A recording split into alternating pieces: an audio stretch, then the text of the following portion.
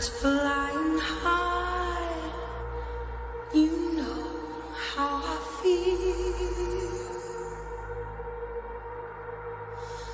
Sun in the sky, you know how I feel. Breeze drifting on by, you know how I feel.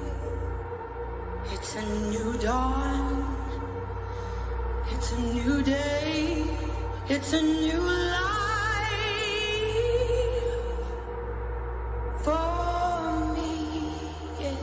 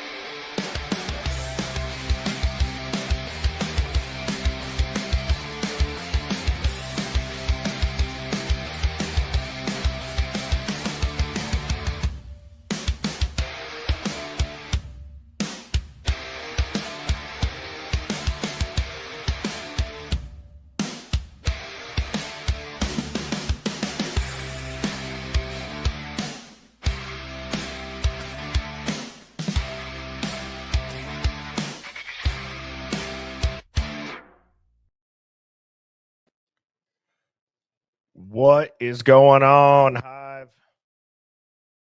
How is everyone doing tonight?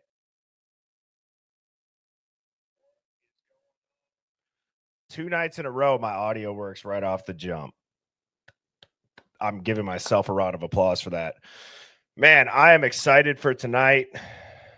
I can tell you that you guys are going to be in for quite the stream. I got Nash and Phoenix with me backstage right now. They are equally as excited for the Hive Mind stream tonight. So let's all get ready for that. I got a couple of announcements to make, but first, I got to say what's up to the best chat on all of the interwebs, whether it's YouTube or TikTok. This is the best chat in the game. So, Chantelli Lace, like I said, it'll always be the first username that I see. By chance, it's always right in front of my face when I start saying what's up to everybody. So, how is everybody doing tonight? What's up, Festive? Drew is tuning in from ATL. 1111 says, we're all your interwebbies. Hell yeah. Yes, you guys are. What's up, Susan? Hey, Gabby girl. Cat 6, what's up? Claire, Sue's from Pennsylvania. She's in the house. Beck, always, always, always great to see you in the Hive. I love our UK friends. The UK folks have been loving the merch. I can tell you that. I'm so glad that we can ship internationally. We got Maine, Arkansas. What's up, Mercedes? West Virginia. I got to work on singing that a little bit better, huh? South Florida, Australia, the Hive down under. Brooklyn in the house, Minnesota. Thank you, Birdie from Utah. Well, thank you, Leslie and Billy, for tuning in tonight. Hi from Idaho, K-Bass. We got Texas, North Carolina, Michigan. Another Bronx. I love it. A couple UK folks. Man, this is great. The Midwest must be said with emphasis. I could not agree more. Oklahoma, Ohio, Northern Kentucky, Ohio. See if I can read all of these. Wisconsin, Illinois border, Washington State, Boston, Aubrey. Jesus. Mrs. Birdie just scared the hell out of me. She goes, what's up from inside your house? Oh, that's funny. Georgia, North Carolina, the Netherlands. Nice. South Dakota, Jersey, Chicago, Florida, Scotland, Toronto. Man, this is awesome. This is absolutely incredible. So, with that being said, before I bring up the guests, I have a couple of announcements. Chat, I got the magnets made for bumper stickers or bumper magnets. I decided to go with the saying, if nobody is questioning it, I probably am. And I will pull up birdiebombshell.com and show you guys this. So I also added some phone cases. This is a clear one and it's a white one. If you do order a phone case, it should have pretty much every recent model from a handful of years for the iPhone. I actually didn't look to see if it's a Galaxy. So if you're a Galaxy user, my apologies. But those are available. And this is what I was able to confirm today. So if nobody is questioning it, I probably am. And then it's got the conspiracy realist sign hanging off one of the periods in the ... In addition to that, just to let you guys know, the other red pill gear, got the tinfoil hats up, got the travel mugs, got the coffee mugs, and then we got some hoodies. So again, I don't want to take all of the credit from Mrs. Birdie because I probably don't deserve any of it, even though I did do the bumper stickers. She got birdiebombshell.com up and running. And as some of you guys know too, she'll handle some of the YouTube comments and she tries to let people know when it is Mrs. Birdie and not me. So she is the GOAT. So thank you, Mrs. Birdie. I know you're watching from inside the house. And all right, Hive. Now I'm going to go ahead and bring up the guests. I got Nash, aka Nash Graphics, and I got Phoenix Talks as well. I'm going to try to, let's see if I can move them over there. There we go. How are you two doing tonight? Oh, I had to, you guys got to unmute your mics. There we go. How's that? Oh, there How's that? We got you loud and clear. Hi, chat. How's everybody doing? How's it going? I think they're excited for you. I think they're excited to have Phoenix back. Phoenix, if you didn't hear me, you do have to turn your mic off mute whenever I put you guys backstage. That is what automatically happens. Unacceptable, Birdie. Yeah, I mean, hey, I apologize. I tried to. I'm just kidding. Have the I don't have the Oh, it looks like Phoenix is in here 2 times. How Everybody in the hit world that did like- that happen?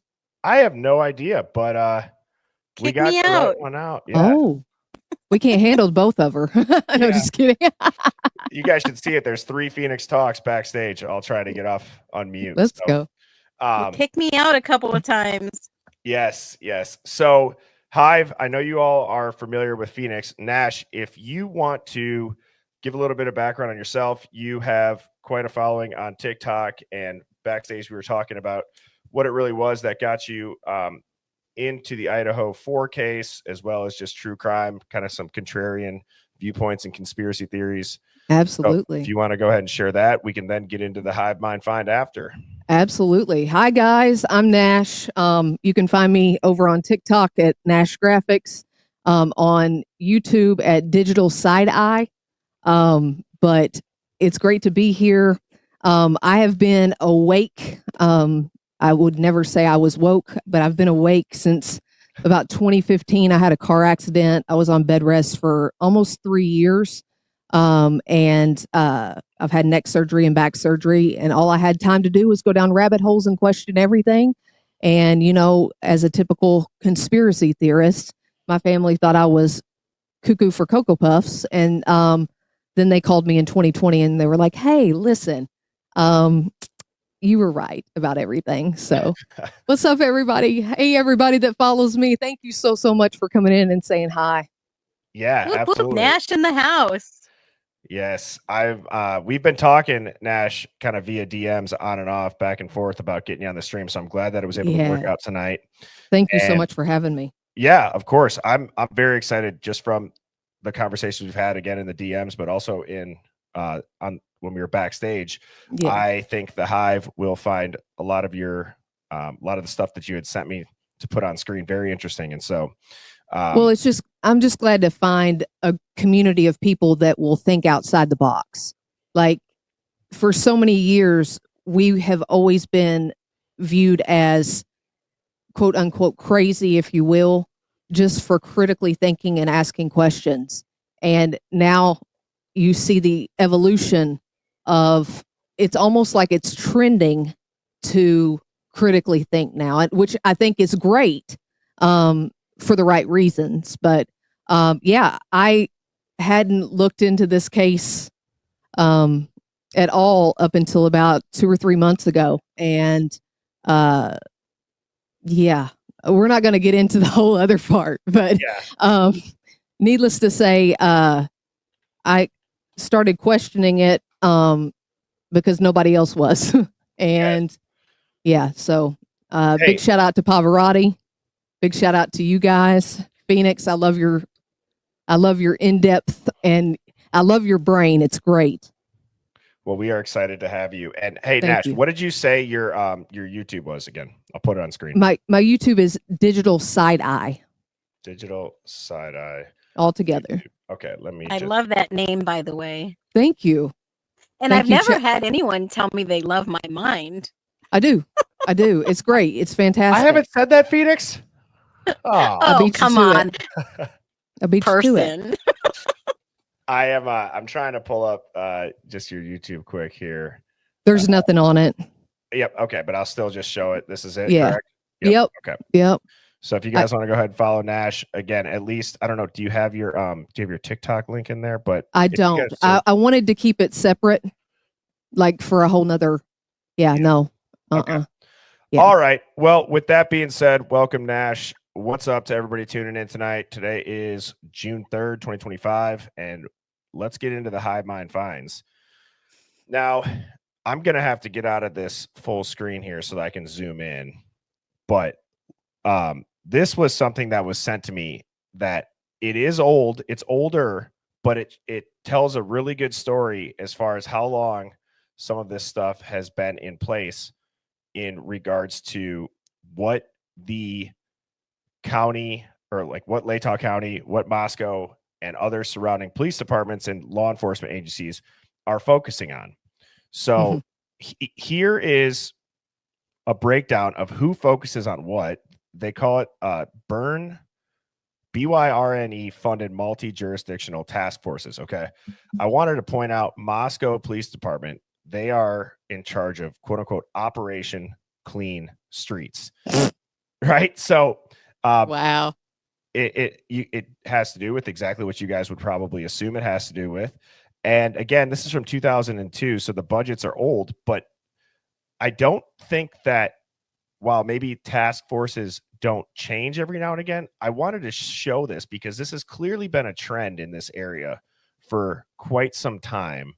So it goes back to whenever you hear somebody say like, oh, it's just a quiet little small town. Well, they got like 15 task forces, and I'll show you some of a lot of taxpayer dollars going into no reports taken. Yes. Sorry. No, that's exactly right. That's exactly right. And I want to show you guys this. Look at the total arrests. Okay. Look at who's number one. You gotta be kidding me. They're busy out there. This is back in 02 to 03. Reported by task force. There's 108. 02 and 03. Yep. So 88.5 arrest percentages too. Let's just put that out there as well. So who's padding the books? Well, yeah. I mean, I'm sorry, but like, that's not anything that we're seeing right now. That's just not acceptable. Yeah, and you look at the second one. This is pretty close to Moscow too, isn't it?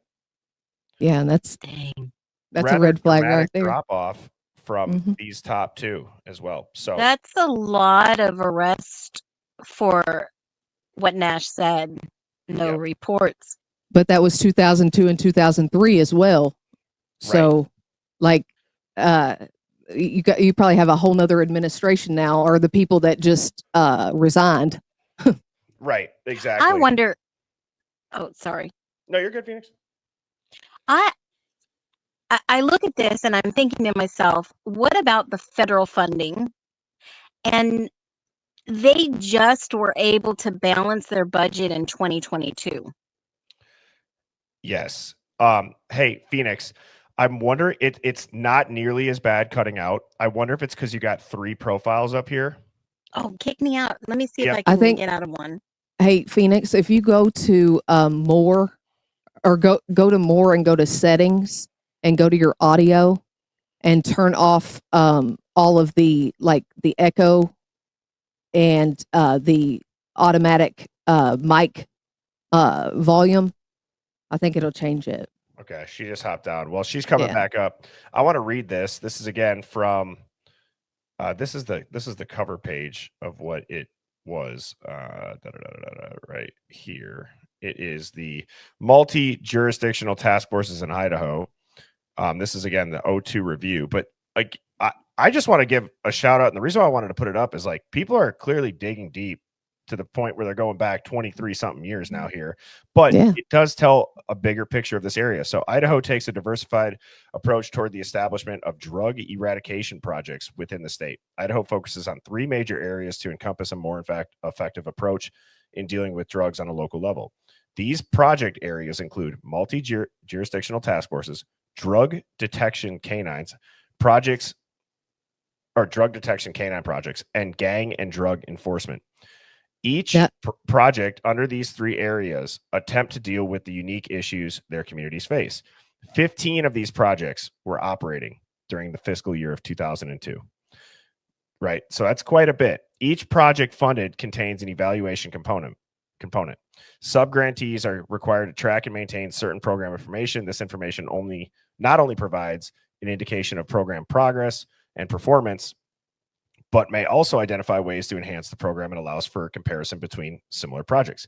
Each multi-jurisdictional task force is required to submit a quarterly drug and narcotics project report developed by planning, grants, and research. The reports include the following indicators: adult and juvenile arrests, amount and type of material, whether it be guns, money, vehicles, seizures and forfeitures, drugs and narcotics purchased by task force, drug and narcotics seized by task force, and this last one is honestly what made me put this as a Hive Mind find, is clandestine lab seizures. So Ooh. those are operations to get these labs out. Well, here's my thing, and I don't know if you've looked into it at all, but they just got a drug dog, didn't they? Just recently? Yeah. They might have. I mean, it said that in here they were using them, but maybe did you see an article? No, I saw it on what's true crime, hang on. Where you're saying they're police in they Moscow? just now got one in Moscow. Yeah. And those aren't cheap. You guys, we're talking $70,000, $80,000, because you have to have the dog trained, you have to have the right vehicle, you have to have the handler trained. I mean, we're talking a lot of money. Oh yeah. Yeah. Let's see. In 2021, they got approved to purchase a police drug recognition dog. Yeah, it was over a year ago, because the video was. Where is her? In December of 2023, that's when they announced the canine officially deputized. Man. Well, Phoenix, I hate to be the bearer of bad news. It's not any better. Oh my God, are you serious? Do you want me to crash out for you? I'm more than No, happy. don't do that. I'll crash out. No, I think if you hit more down at the bottom of your screen, Phoenix. Yeah. And go to settings and then audio. Okay. Should have a technical difficulties page up here. There should be echo cancellation and automatic adjust mic volume Uncheck both Tell of me them. that's better. Uh, A keep little going. better? No, No. It honestly, Phoenix, it sounds like it's the connection. I don't know if it's really your mic. Do you have anything running in the background at all? Change this real quick. Hold on. It's not How's that. that? No. No, that's better. Oh, good. Much I better. just did exactly what you told me. Hey, I'm good for Ash, something, y'all. Yeah. you get the top. I learned dog. something new today, you guys. Technology was Wow. kicking my butt yesterday. No, I saw the so drug happy. dog situation with True Crime Design. About it was one of her videos about a year ago. Let me check and see. Yeah, it looks like they officially deputized the dog in December 9th, 2023. Yeah, I think that was. Hang on. And it hit the local news. Yeah, they're a little bit late to the party on that one. Yeah, How do you not have a drug dog in 2025? because that's You gotta not that. ser- That wasn't their focus. I mean, But- obviously. They got a drug bobcat apparently run around Idaho, and it really doesn't discriminate against anything. If you're just doing anything wrong in the wee hours of the night, you're getting mauled. That's their policy apparently. Yeah. Oh my gosh. With the rug problem they have out there. Oh, we're on Yeah, YouTube. we're on we can say a YouTube. little bit more. With the freaking drug problem they have out there, don't you think that would have been like the first step? Yeah. You would think. Unless, of course, That wasn't. allegedly they are working with these people. Yeah. Well, And that's what I was telling Bertie earlier. Like the stuff that I emailed to him is pointing more and more to MPD being the alternative suspects. I wouldn't doubt that. And it would make a lot of sense. it just allegedly for educational purposes only. But at the end of the day, now we have body cam footage that we can line up with the Linda Lane audio that is wrapped around, follow me, wrapped around Banfield completely. Like when it hops back on, I think it's the start of the cleanup. So 156 to 254, and then the 254, they're coming down Taylor. The body cam's muted. Then they stop Saeed, and he's got his name. He gives them the wrong spelling of his name. How's that work? Like, yeah, 254. Okay, so this is really interesting. I messaged Outcast and I said, dude, we need to talk because I need you to do some audio for me from 250 on to 257. And the reason I pick that time frame is, per the PCA, per the recent documents that were released to the public, 253 is a key time when it states that Kaylee starts calling JD. And in the Linda Lane footage, you can hear something going on between the time frames I just told you. But Outcast released some information that I messaged him today, and he's spot on. I don't know if you guys saw that new one, going back to the Linda Lane footage. So when I was out there, I actually asked the church, the Methodist church out there, if you listen to Linda Lane audio, the church bells ring in the background. I saw that. Okay, so the guy explained to me, our church bells are all electronic and they ring. And I said, do they ring or even in the middle of the night? He says, they ring. So I said, at 3 a.m., you should get 3 rings, correct? He says, yes. And I said, well, what about on the half hour? Because, I did some research on church bells and some of them do go half hour. He says on the half hour, they ring once. Yeah. So, yep. So if there are 3 bells and then 1, it's obviously 3:30. So I asked him, I went through all the Linda Lane footage at 3:30, but at 2:39, I was waiting to hear a church bell, and someone, whoever it was, released the Linda Lane footage. It is cut out. There's no audio. So something went down. Hold on, let me look at my list. I'm gonna pull up this video. At 3:29, there's a car that drives through on the dumpster cam at 3:29.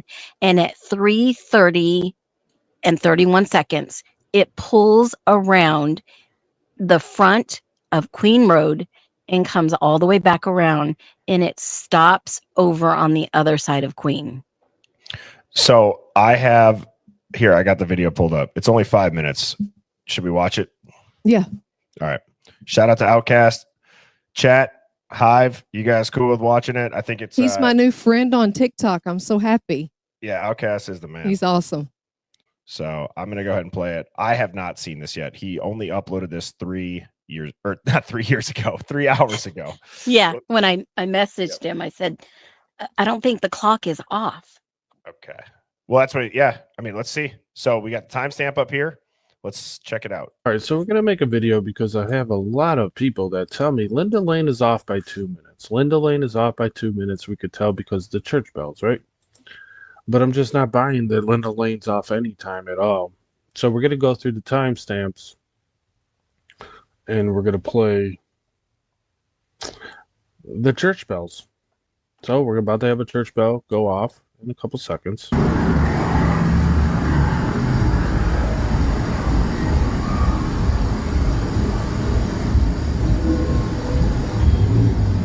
So there we go, is our first church bell. And then we're going to go to 2 a.m. And we should hear another church bell around the same time.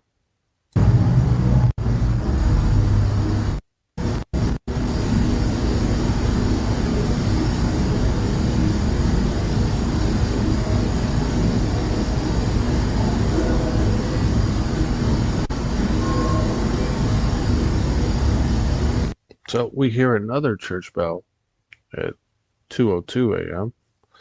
Now we'll go to 3:02 a.m.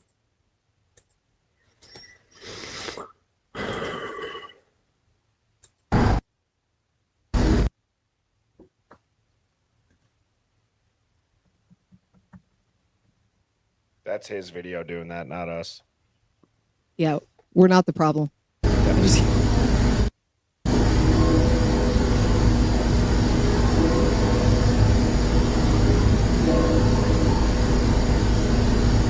And we get the church bells almost at 3:02 a.m. So everyone wants to make me believe this camera's off 2 minutes, right? But if we go to 2:54 a.m., where we could hear the Banfield beeps, then that means Banfield should be off by 2 minutes. So when we hear these beeps around this time frame,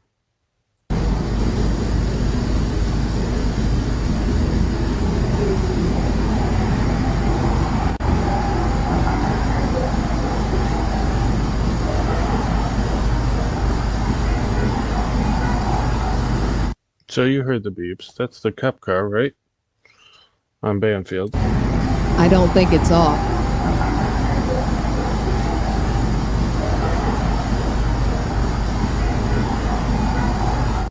So we heard the beeps at 2:54 a.m. So if this clock was off by 2 minutes, then on Banfield, them horn beeps should be 2 minutes altered from this time frame. But since we could tell that the Banfield beeps are at the same time as it is on Linda Lane clock, that means Linda Lane is not off by any time whatsoever, and the church bells are just ringing. Manually or on a timer? The church bells are off. People that tell me, My church bells were off. Yeah, that's what it sounds like. I mean, I'd be curious, like, how old is that church bell? Did like the internal timer, just wear down? I have no idea. But that was a great breakdown. Yeah. Yeah. So the guy that I talked to, he actually said everything is electronic. So if it's off, then it's off. But this Linda Lane footage seems to be the real deal. And remember, Steve G did say this Linda Lane footage was a money grab. It's bogus. Oh yeah. Well, here's the thing too. Let's think outside the box. if it is electronic and it's still running on battery power, like if you've got an older MacBook like I do, and you don't have it hooked up to the internet and it's not on some world clock, it's off by a few minutes.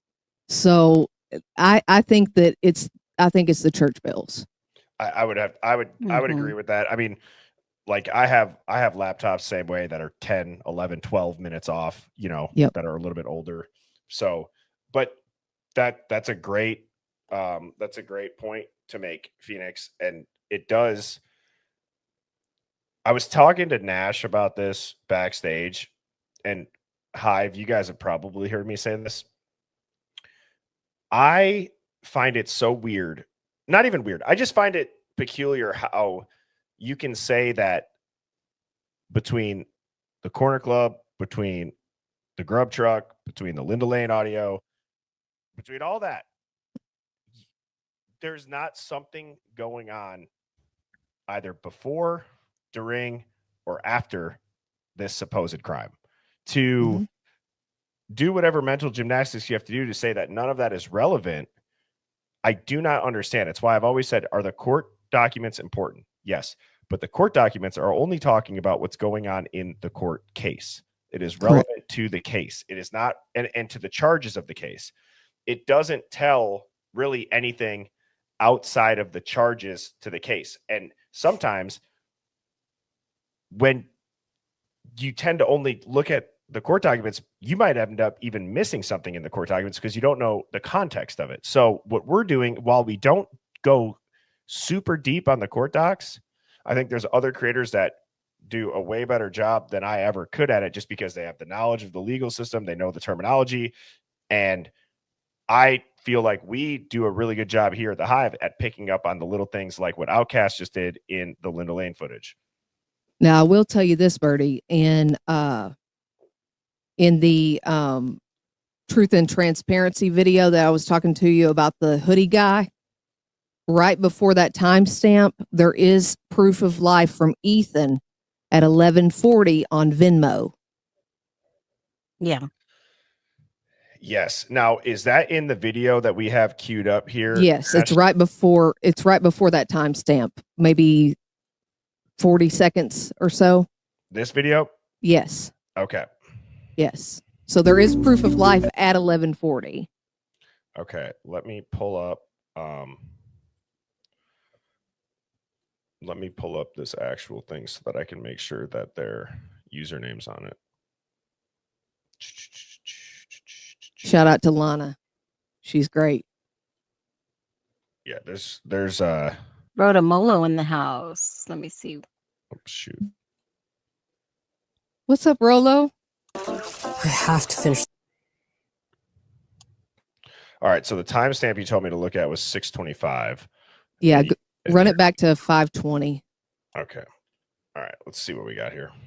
Grieving. I will fucking send you a picture of us downtown Boise at the time everything happened. Jesus.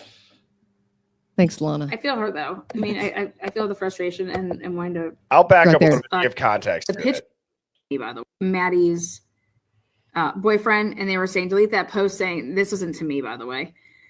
Delete that post saying it was Jake, Maddie's boyfriend. Maddie is our best friend, and we were with Jake in downtown Boise when everything happened. And I'm just over here thinking, when do you think this all happened? Because, and the picture that she posted to show where they were and what time, it was at 1:15 in the morning.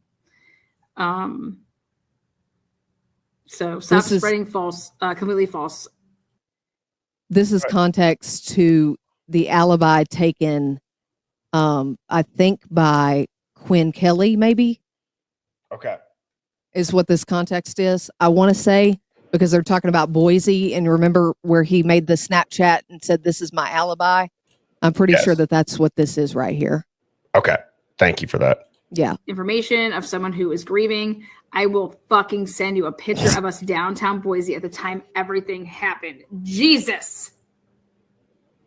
I feel her though. I mean, I feel the frustration and wanting to defend your friends, Yeah.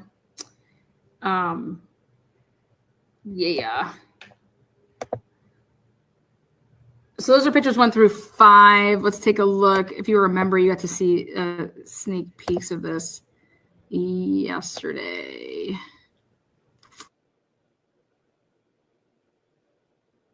I love her ADHD. Trust me, I've got it too. I was gonna say I understand it. Yeah, I do too. There we go. On some days, I get it.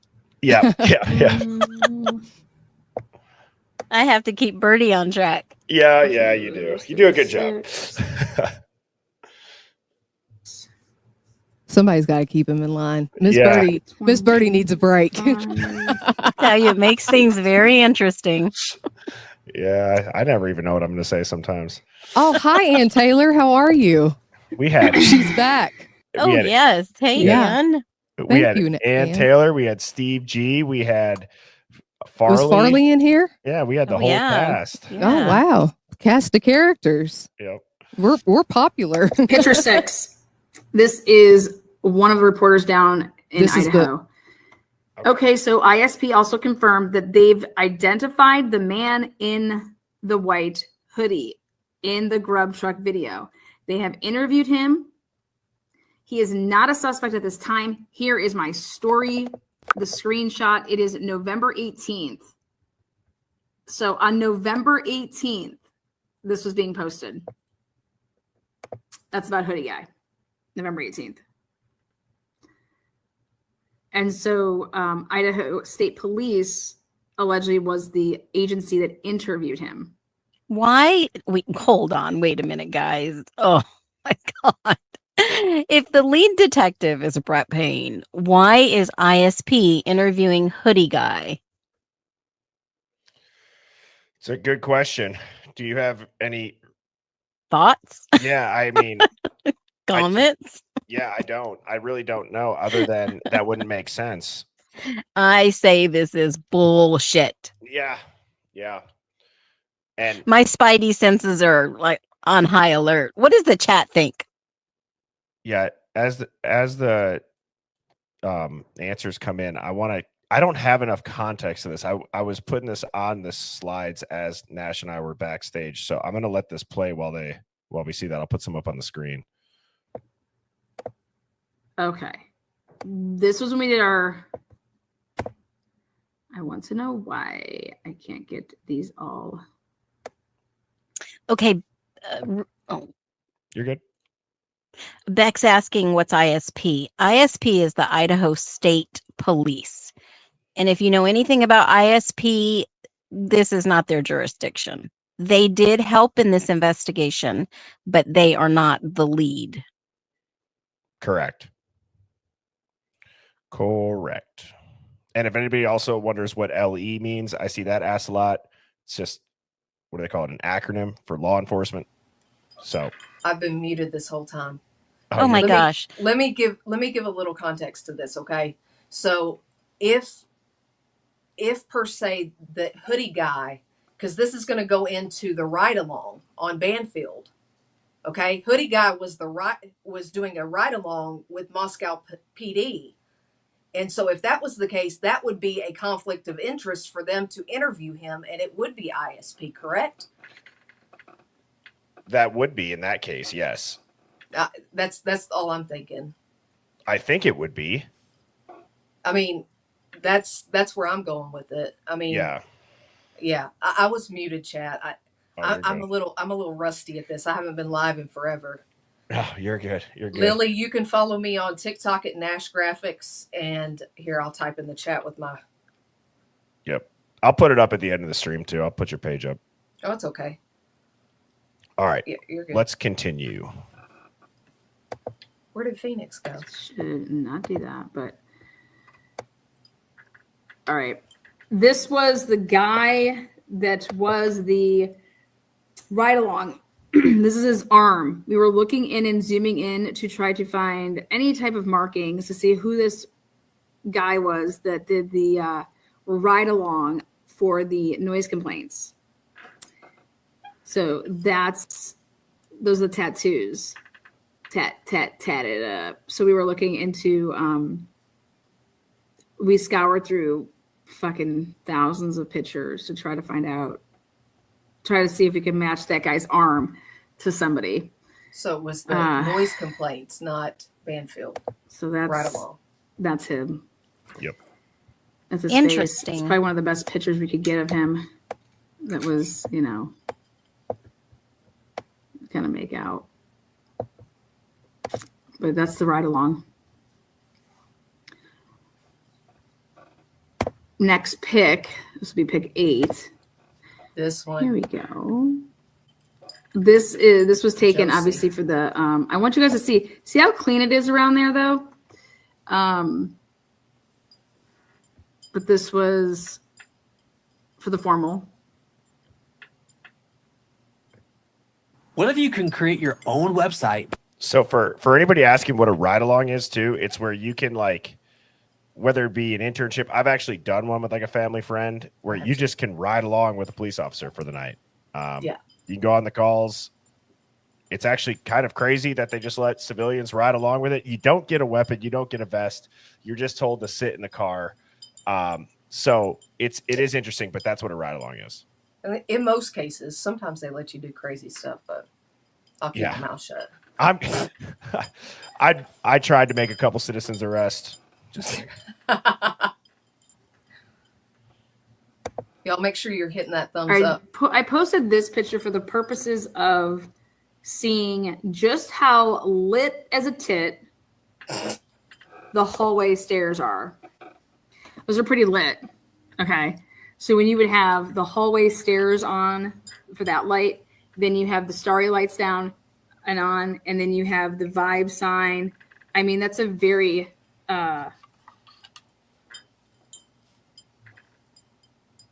it's lit. Lit as a tit. What was the part of that we were looking at? 620. So that was just, we were talking about that the hoodie guy and the hoodie guy. Okay. Yeah, and I was gonna the one about is it Josephine or Jocelyn, or the one that's taking a picture with DM in that photo that's posted at 3:33 on the 13th. Yeah. And like it's in the house, and if you look at her tongue, it's bright red. And it's like what's happening? Like, yeah. But wasn't that picture the day before at the dance? Phoenix, you gotta have to do the settings on your audio. Ah, crap. Oh man. We owe the Hive the top dog tonight for the audio challenges. So Hive, it's been a while since I've given one to the full Hive. It's earned tonight. Thank you for the patience. If it's not me, it's Phoenix. Nash. Yeah, it's me. No, I said if it's not me, it's Phoenix. No. Is that better? No, it's not. Shit. Wait, is it not? Did you uncheck both of those? I sure did. Go out and come back in and do it before you come back in. Like, yeah, whenever there's got to be a way to fix this, because every time somebody tries to call me, it kicks me out. So let me go out and I'll come right back. Turn your phone on DND. Okay. If there's one thing that just absolutely makes me start to sweat, it's that audio issues, or when people then decide to troll me and say they can't hear me, I can't hear you, and I know because I have my phone hooked up next to me that I'm coming through loud and clear. But I'm gonna get through these videos here while we're waiting on Phoenix. So this is another video that you had sent me, Nash. Does this one tie right into what we were talking about, where the undercover? Which one? This this one. That is going to show you that the body cam, like the car that's speeding away. Now, I don't know where did I see the body cam? I saw it on True Crime Design. I'm gonna look at it over here. Okay. And find where the body cam turns on Taylor at 2:53 or 2:54, right after you hear all of the ruckus from 1:56 until that time. And then you go to Banfield, okay? You go to Banfield, and you have that whole ruckus there, and people walking away. Well, you see the cop cover his body cam and like give them the go ahead to go, right? And so after that, you see at 3:19, you see the cop car on Taylor on the Linda Lane dumpster footage, and again at 4:19, and they're speeding off. So technically, that if we're talking about BK, this cop is going to run flat into BK, speeding off. Yeah. But I think that the Ford Focus, the undercover car, looks more like the side view of the suspect vehicle. I think that there's more than one vehicles in the PCA. I think the front end is the green car. The side could be a multiple. I don't know. Yeah, no, I don't think that that's wrong at all. I think that if there's anything that we've learned about the footage on these Ring cameras at night is they may not accurately be showing colors, whether it's got the infrared, and some of those cameras too, for people that don't know, they'll be shooting in color. Mm-hmm. It'll just be dark. But then when a bright light hits it, or if it does go dark, if a light doesn't go by, it has a setting to automatically switch to that mode of like infrared. I believe it's like infrared something lighting. Look at what Bubbly put in the chat. And the record for Banfield report. Yeah. No, right. It's over before then.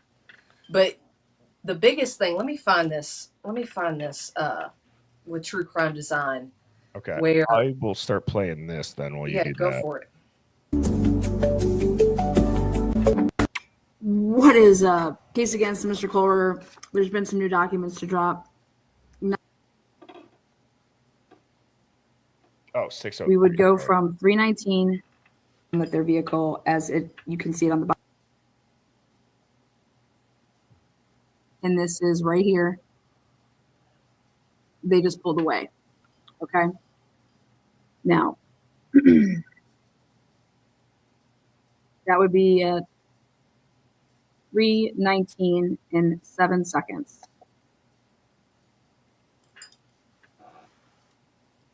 We would go from 3:19 in 7 seconds to then we would know where they're at around 3:31 to 3:42.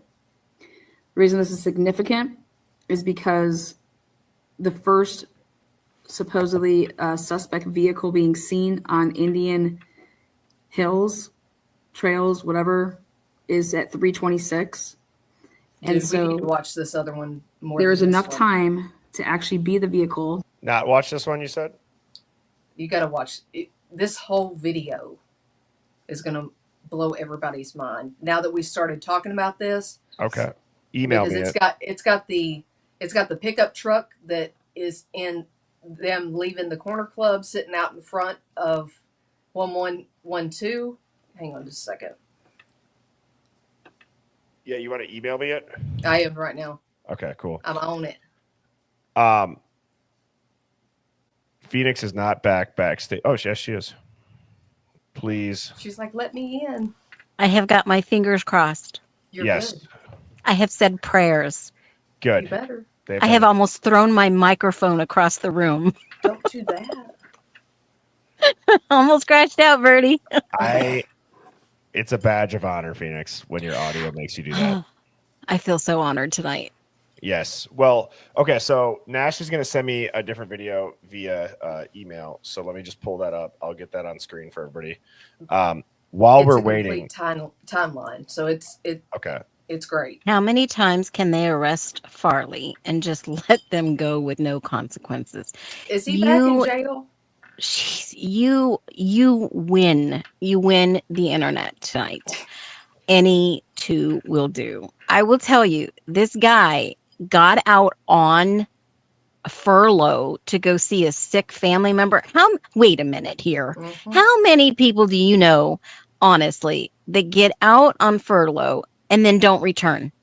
No, I've never known anyone to get out on furlough, even for a passing member of the family. They just don't. No, that's what makes me think they cut him a deal. Yeah. Well, I mean, I don't. Didn't Bubbly the girl that he was with get a deal too?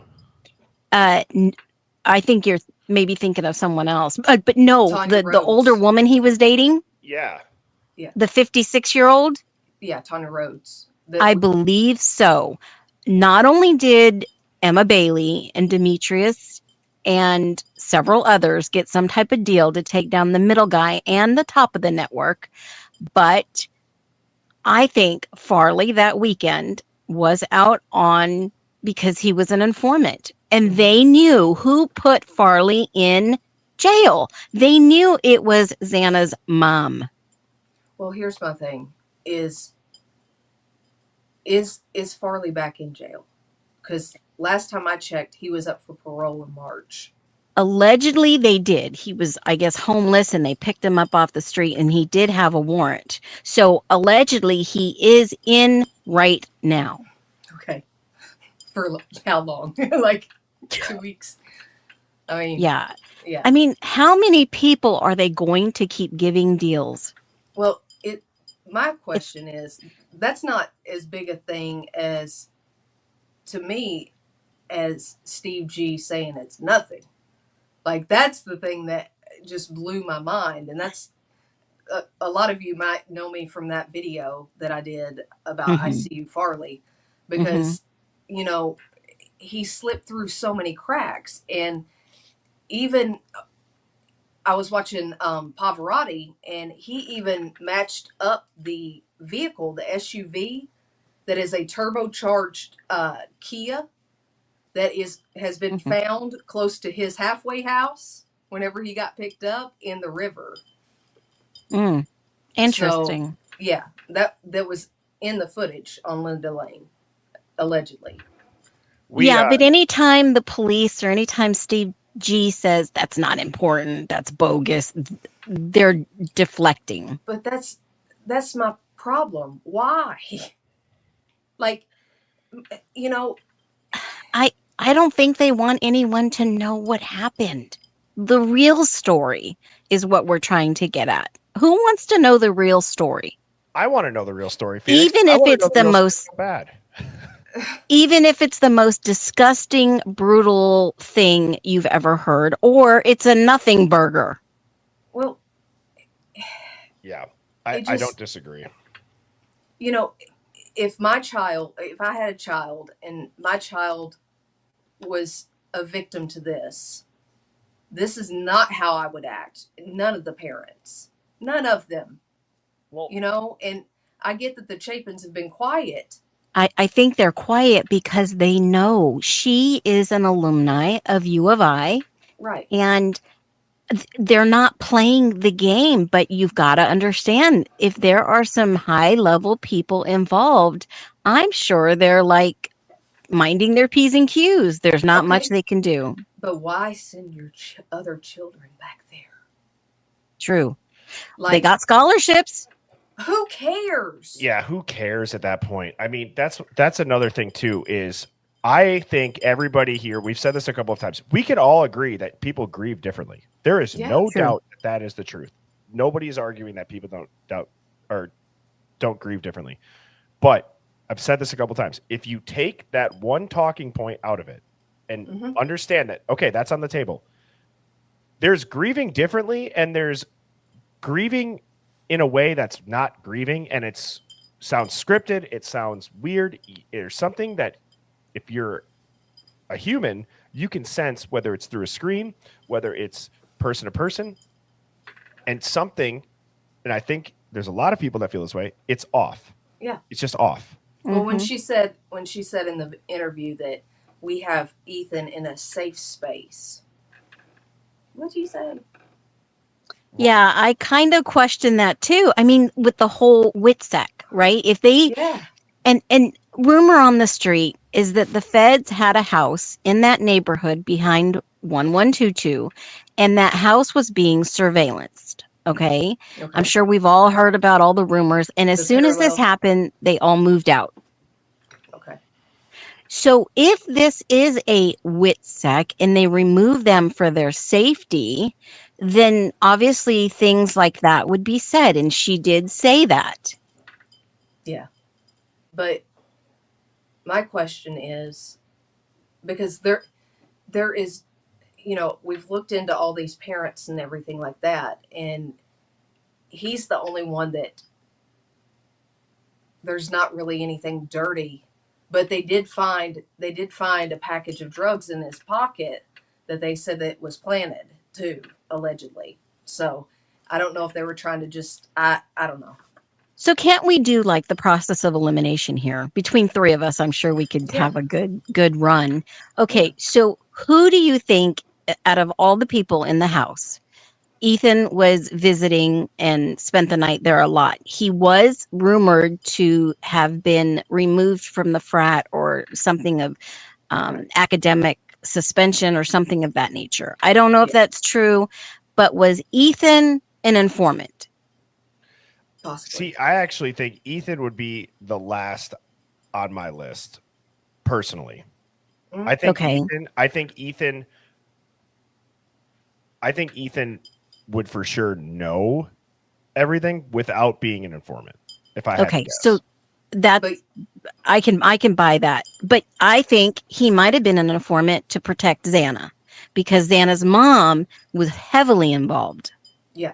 So you got Xana's mom and Maddie's stepmom, that both of those are the questionable CIs. Well, I think. Well, and have you heard about the Funk family? On the Aryan Nights, huh?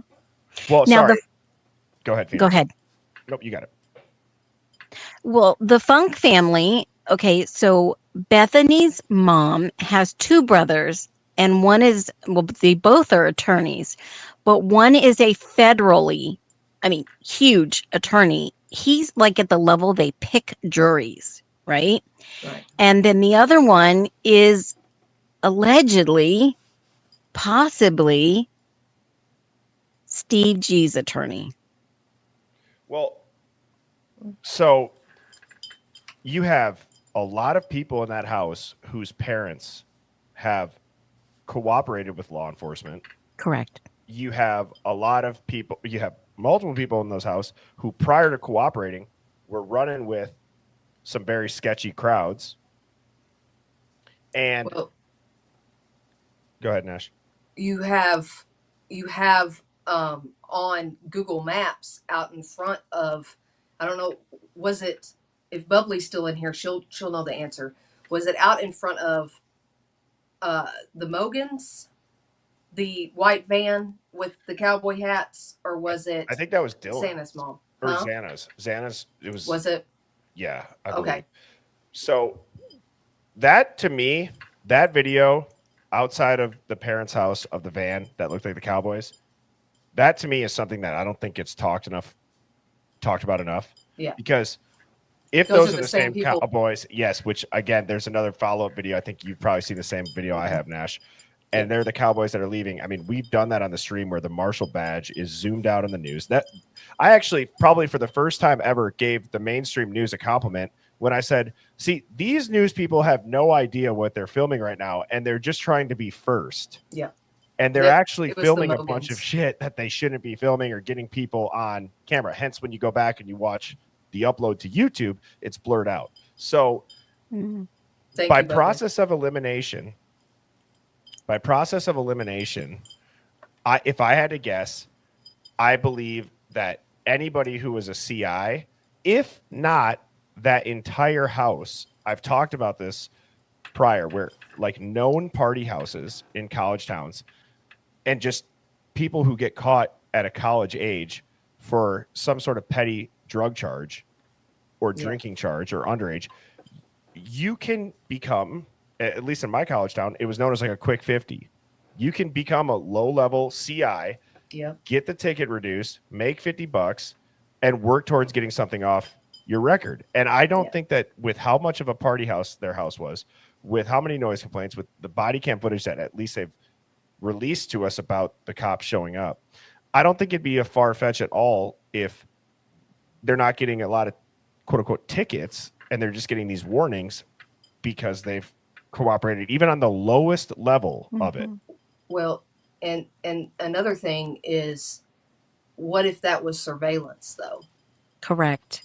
What if they were being surveyed, like they were coming to them? Because one of them with Kaylee was in the middle of the afternoon. People are not gonna, like, I'm sorry, you're not gonna have a noise complaint in a college town in the middle of the afternoon. I'm sorry. Like that's gonna happen all day long unless there is another motive behind that. But here's my thing is, why on earth are people like Moscow PD dropped the ball from the jump whenever they allowed all those kids that weren't residents in 1122 to stay there, even though Maddie was on the phone frustrated that there were people inside of her house. They allowed those kids to stay in there. Oh, you're talking about when the cops showed up and the two guys noise came to the complaint. door and they're like, hey, yeah, we just looked. Nobody's here. Hunter, yeah, Hunter and one other boy. And you know, That is weird. You know, and anything could happen in there. Like they could take anything that they wanted to. Yeah, and you know what really strikes me as odd is when you have a party like that and they come, and I swear one of the girls opened the door and then they said it wasn't them. Yeah, I will agree with you on that, Phoenix. It looked very much so like Maddie or Kaylee. And one of the boys that opens the door and starts to, you know, whoever they said, go talk to him, whatever.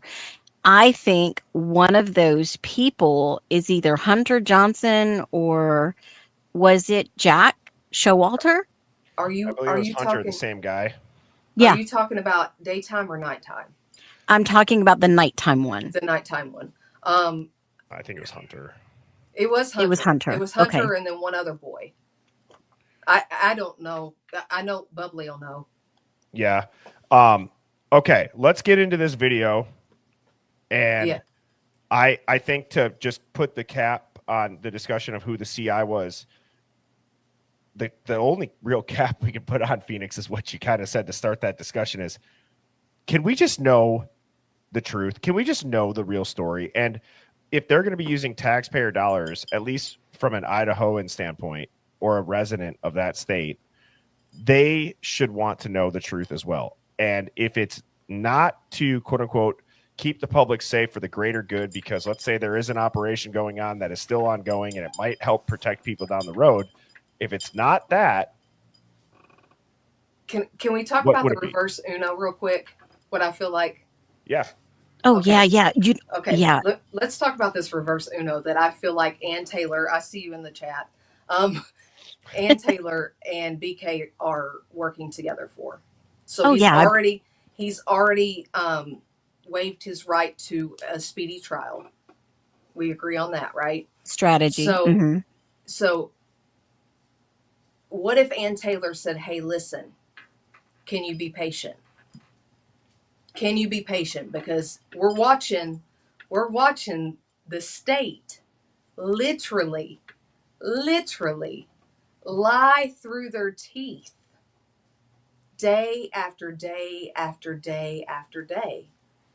And I feel like I know Latitude. It was a joke. I know. But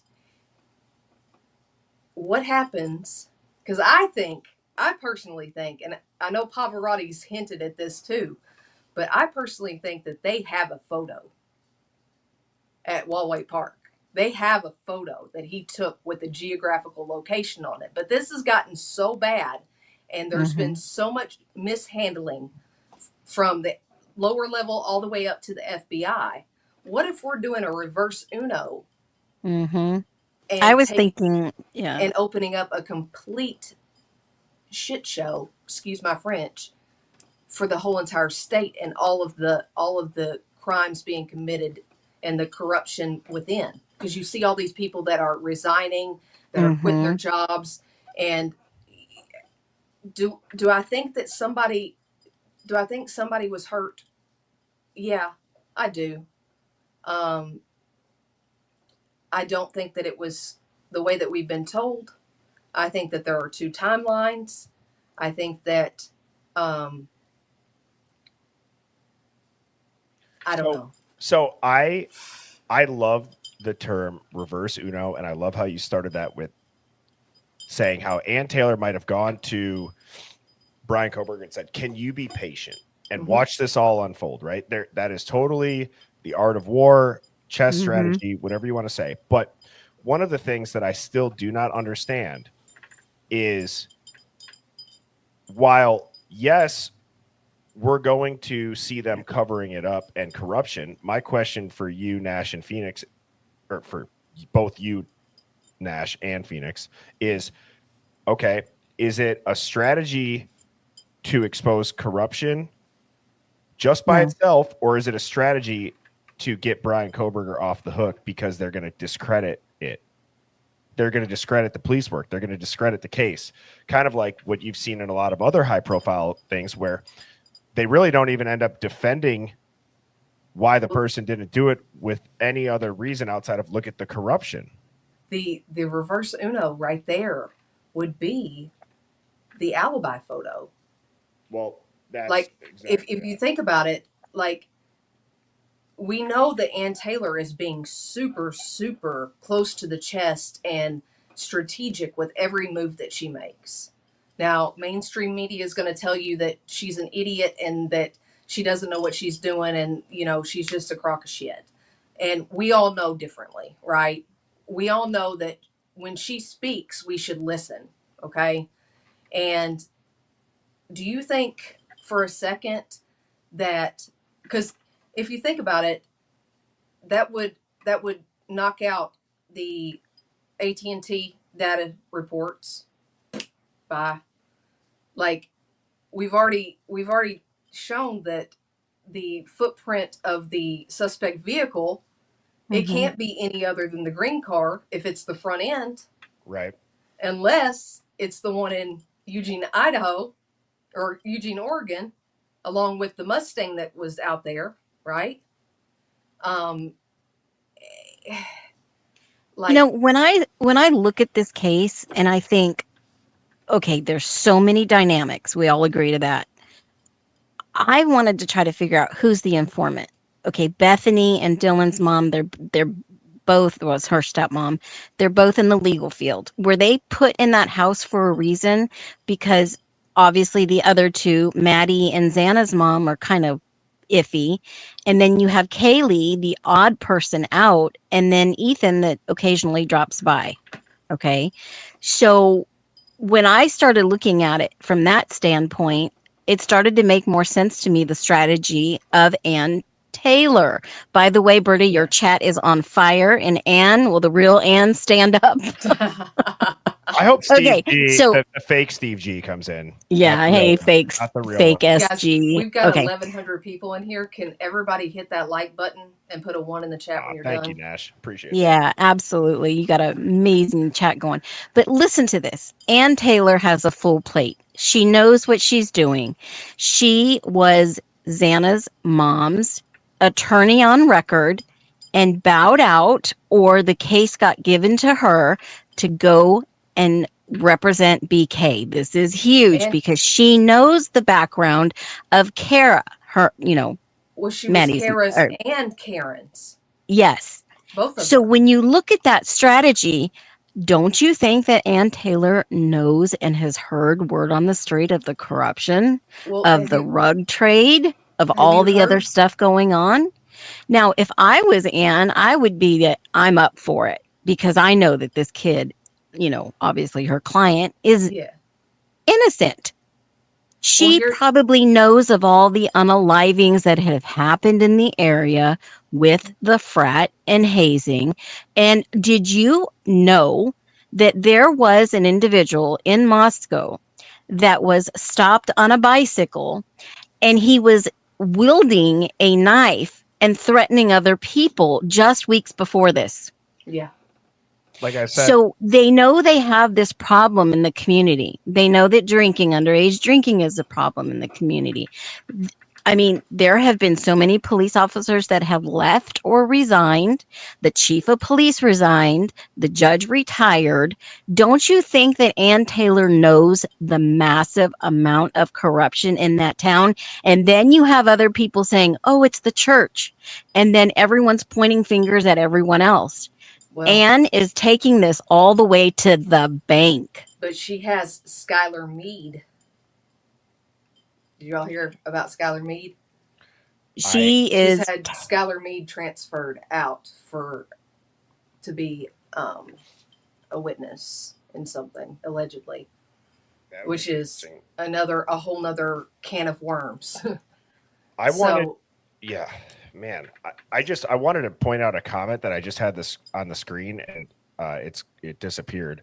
But I apologize for whoever said this. I forgot the username. They said there's been so much misdirection in this case. It's actually led us to dig and stumble upon the truth. And so with that comment, I don't think that I've ever heard it said so clearly as far as what has happened. And it's almost like the analogy would be with like the mainstream news. Like, why aren't they changing direction? Why do they still get up there and just spew a bunch of bullshit? Their ratings are terrible. Like to the point where, alt media is beating them in their rankings. It's the same thing with corrupt cops. I mean, there's not just body cams anymore, folks. There's ring cameras. There's cell phone cameras. There's CCTV footage. There's everybody and their brother has a camera on them, and they still will try it, which is crazy. It's like, and allegedly there was surveillance, Steve G, at 1122. Correct. Internal. Yeah. Internal inside the house and external outside the house. Yeah. So don't you think that Ann Taylor knows what she's up against in the corruption of Latah County? Because when they transferred this case over to Ada County, guys, they didn't just bring Bill Thompson, the prosecuting attorney in Latah County, with them. They brought everyone.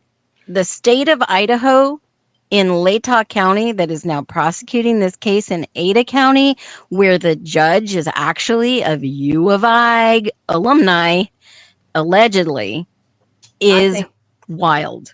I think Judge Hippler is waking up, though. I think that he realizes that, like, recently it's been a complete shift in the game. Like, he was so, like, bullheaded, if you will, about everything that the defense brought to the table.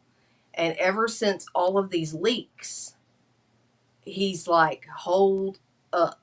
Like, because this is his career. I mean, like, it is.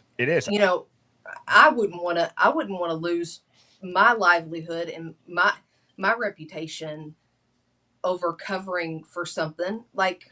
Hell no. And like, I believe that the Dateline NBC was like a red pill straight to the veins for Hippler, because he came back in that courtroom. There was like a deliberation that was outside the courtroom. I think Sammy T Mafia and Phoenix, you guys were talking about it when I had her on, that Hippler came back and his discernment was pissed. He was making comments directly towards the prosecution and then giving like, oh, by the way, comments to the defense about. But we went from this, like, no emotion, like, didn't care, like, was going through the motions, like, just very disrespectful, to all of a sudden a complete 180 flip. And do I think for a second that 2 months ago the alternative suspects would have been accepted?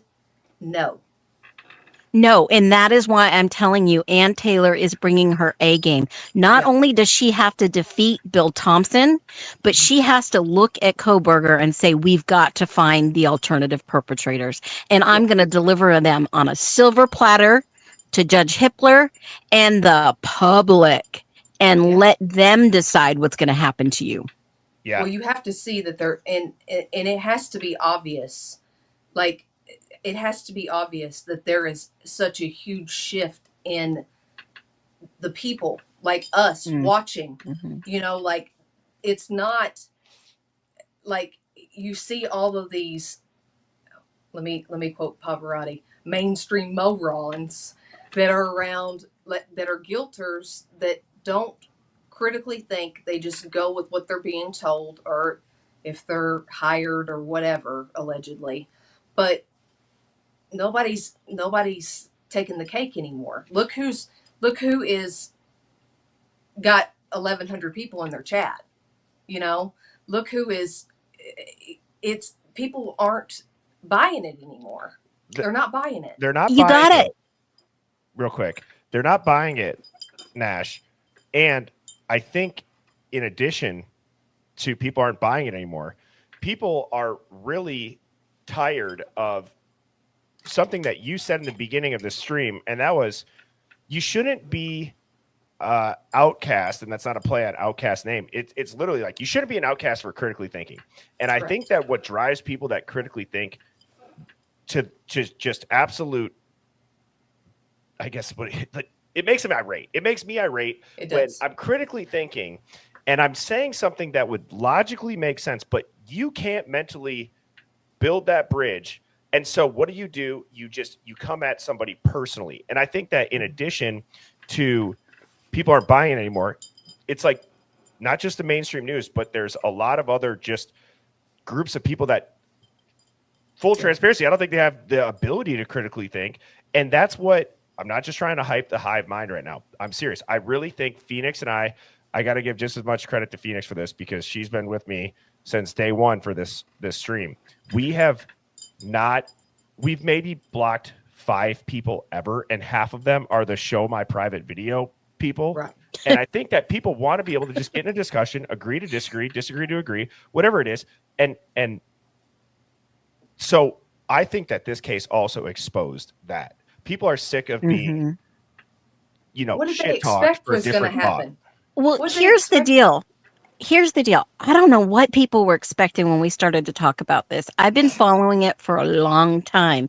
But the part that I said, I'm going to wait till we start seeing some transparency from the state and the prosecution, from the state and the defense, that we can put the pieces together and then ask the right questions and try to debunk what other people are trying to tell us. Oh, that's nothing.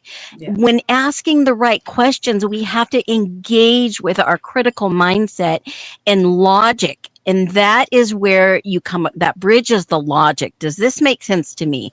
Does this intuitively tell me that this happened this way? And that's the questions that we're asking. We asked other creators, hey, can you help us break this down on audio? Can you help us break this down on video? What do you think about this? What do you think about that? And we've come together and got some answers. They've left so much open for speculation too, that's been the detriment to this case. It's been the detriment. It's also, in a way, though, been the savior. Yeah. Because Devil's Advocate brought up a really good point of, in general, we kind of broke down like the origin of the term conspiracy theorist and how it started to become a thing after JFK was assassinated, and how the CIA had a memo, or the FBI had a memo, and it was they were weaponizing it. They were weaponizing it, and they weren't able to discredit what the person was saying, so they started to just discredit that person. And what Devil's Advocate pointed out is that in cases like this, there will be people who are very close to the truth that will get a, fresh off the press lead that's bullshit, so that when they go and break it and it comes out to be not true, then all their other work is discredited. So if you are digging on this case, or if you are somebody that's looking into cases, like, you could speculate. We obviously love to do that. But like, if you get like somebody that's reaching out to you via, I don't know, just randomly, put your thinking cap on and just be like, why me? Is it because I'm close to the truth? Is it because I'm going to be discredited? What is it? Right. Because that is something that has happened time and time again with not just creators, but like real life, highly educated experts in almost every field you can think of. It happens. Right. Right. And you're always villainized. Yeah. You're always villainized for thinking outside the box. And that's the problem, is the veil of mainstream media, the veil of all of these narratives that have been pushed down our throats for years. people are seeing past that Mm-hmm. and understanding that not everything that we've been told, most everything that we have been told is completely false. And until we can, get that, is he getting his tinfoil hat? But I think because we get so busy in our average lives, right? We get so Yeah. busy doing things and being what we have to be that nobody ever stops to think what they see on the news. Hey, this guy's guilty, right? I went down there and I talked to locals. I didn't stay long. I drove through, stopped at the gas station, talked to a lady, and I'm going to do a recap since the other day Bertie couldn't download the information. I walked into the gas station. I said, I need $50. And she said, okay. And I said, hey, by the way, have you been following, the unalivings of the four in town? And she was like, not really. I've heard about it. And I said, well, what do you think about the guy? And she said, oh, he's guilty. And I said, well, tell me why he's guilty. And she was like, I don't know. I mean, I've seen it on the news. And then I said, well, I mean, how did he do that in a matter of, uh, 4 to 6 minutes? And she said, what? And I said, how did he do all that damage? And she said, oh, I don't know much about this. I need to look into this. And I said, well, what if I told you the roommates were not sleeping? And that's when her whole demeanor shifted. I said, what if I told you they were on Snapchat, they were texting, they were on LinkedIn, they were doing other things? And she looked at me like, what? And she was like, I have to follow this. Okay. Yeah. So when you start bringing it up and talking in circles, and getting right back to the root of it, well, tell me why he's guilty. Everything that we know right now is circumstantial. And in everyday average life, we're so busy. If this case is exactly like the way they're saying it, this guy is facing the DP. And if he is innocent, he's still facing the DP. So, excuse me. You good, Phoenix? Yeah. You good? Yeah, I'm good. Okay. So, if you're Ann Taylor, the feds got you with the ice dart or something. That's what I'm worried about right now. No, I had a piece of ice and it went down the wrong way. But let me tell you, if you are Ann Taylor and this is your career on the line and you've been handed a case that is sketch and sus and everything else under the sun, not only are you going to find your client innocent, but you're going to hand over the perps on a silver platter. Yep. Correct. I think there was a comment that I had on the screen earlier, and it was like, I think Hitler maybe was initially down, like, yeah, I could mess around with the cover up, but then he was like, you guys effed this up so bad that I'm not going down with you, and these leaks were my last straw. Yeah. Definitely. I mean, Jesus, who wants to be? Yeah. And imagine framing somebody and building the narrative around him that's so clean that he's this genius criminology student that just made the stupidest mistakes you could ever make as a criminology student.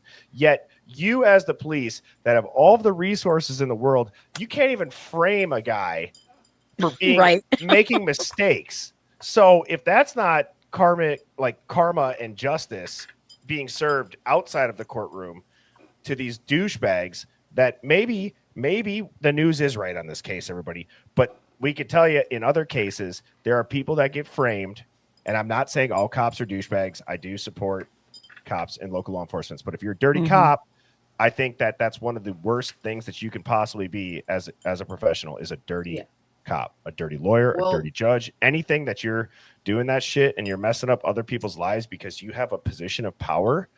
You're not a pro's pro, and you're in it for the wrong reason. And unfortunately, I think it's not as difficult to get wrapped up in stuff like that as we might think. Yeah, I mean, and to go along with that is it's mind-boggling too. I saw somebody in the chat talking about the constitutional rights. How many cops actually know the oath that they took?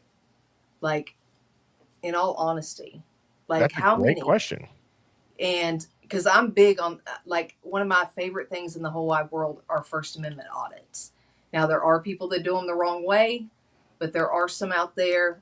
Shout out to Long Island Audit, Bay Area Transparency, inland auditing media. Like, these people go out and they're not confrontational, but you catch all of these public officials in, in constitutional rights violations every single day, and they're getting 100,000 views over and over and over. And yes, there is some change happening, but it's like the training.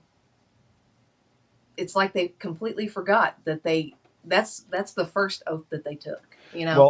Well, this is so. You asked if people remember the oath. I don't remember if it was my mom. Somebody had asked me a couple weekends ago. They were like, "Can you still say the Pledge of Allegiance?" And I'm like, "Damn," because they stopped doing that when I was in high school, like midway through. And I said it. I stumbled through it, but I remember, but I can remember some random song, or like my mom was like, I remember I remember the Big Mac song that they used to play on commercials word for word. But it's kind of funny, but it's also like, if you don't repeat these things that you get taught, that seems to be like an oath or seems to be a pledge, it's hard to remember at times. And I hope that analogy makes sense of what I'm saying, because there's people that get let off because the cops don't even read them their Miranda rights. Well, here's my biggest thing for the chat.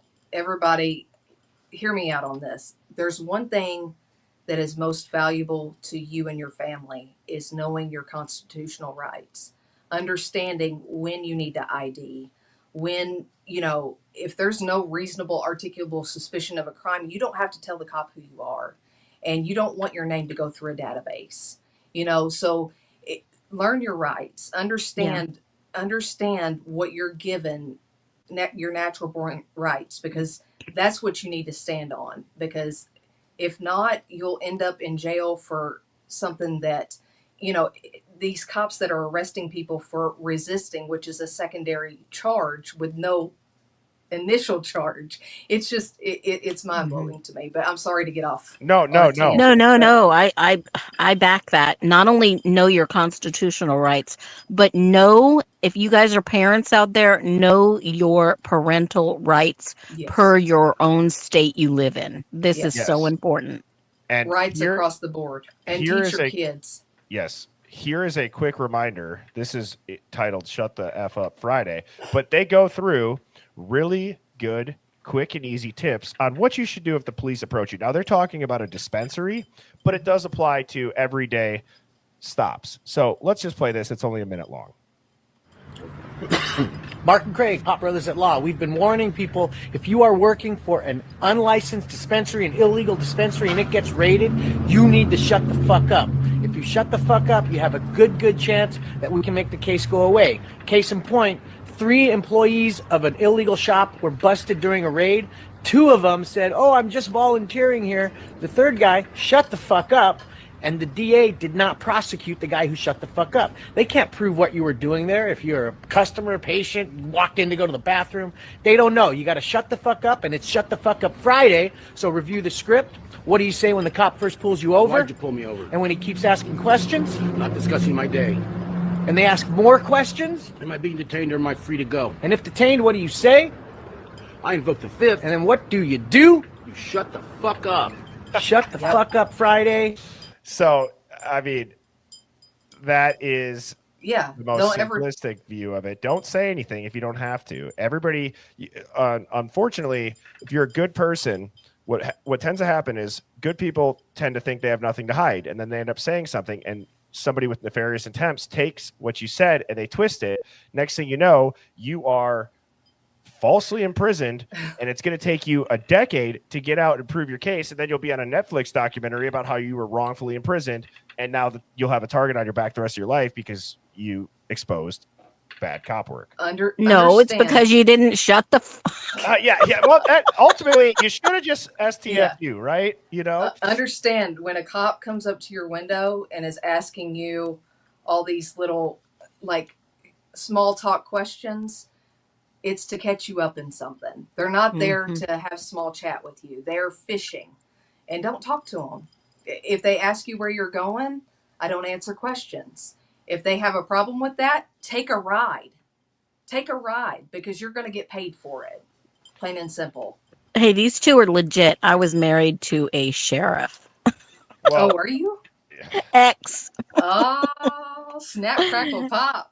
I've seen some pretty shady stuff. I've Yeah. seen some ride-alongs go wrong, and I've seen people borrow other people's stuff and use it. Yeah.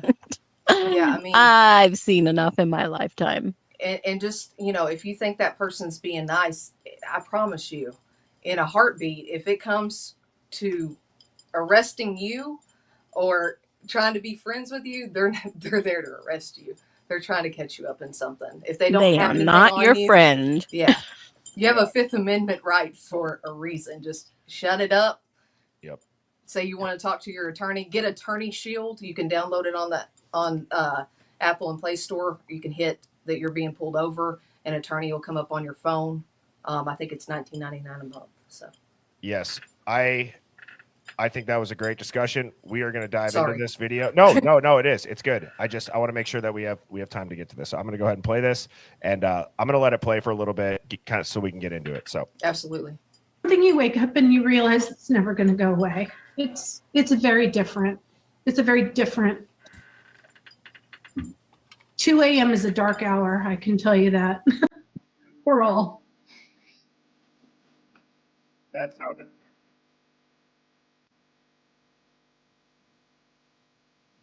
They did officially update the timeline to reflect Kaylee and Maddie getting home at 1:56 a.m. I've been pushing that from the very beginning. I will say the one lingering frustration I have is the timeline. I know it's semantics, but my sisters got home at 1:56. It wasn't 1:45. I know it might not seem significant, but when we're looking for camera, when we're looking for dash footage, when we're looking for any of those things, I do feel it is valuable, and they did get home at 1:56. It was not 1:45. Right. I found neighbors' Ring camera footage so that I can verify that the Uber driver took her home.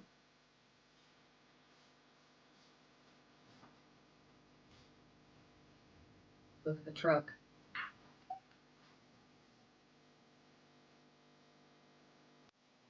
Hi guys. Oh, what a You gotta get premium, bro. I know, it's about time. I'll probably just do this for the stream. Dude, premium. I will. All right, I'm going to go back a couple seconds. Yeah, look at that truck in the middle.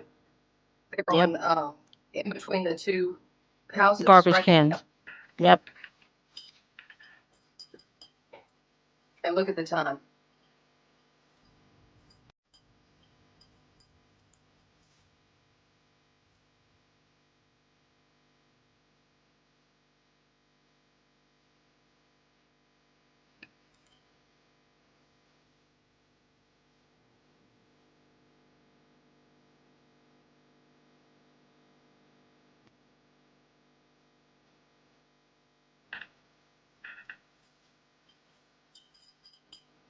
I feel like physics wouldn't have ever allowed that trash bag to go in.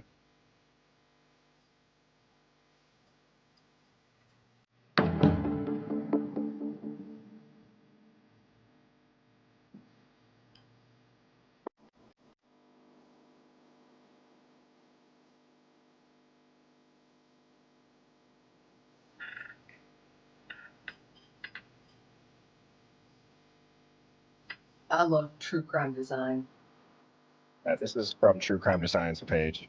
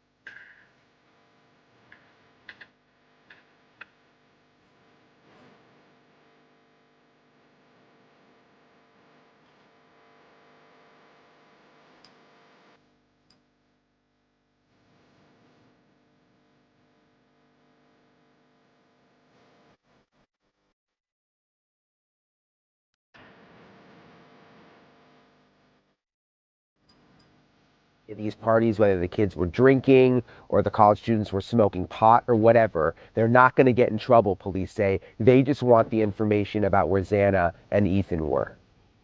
2 a.m. is a dark hour, I can tell you that.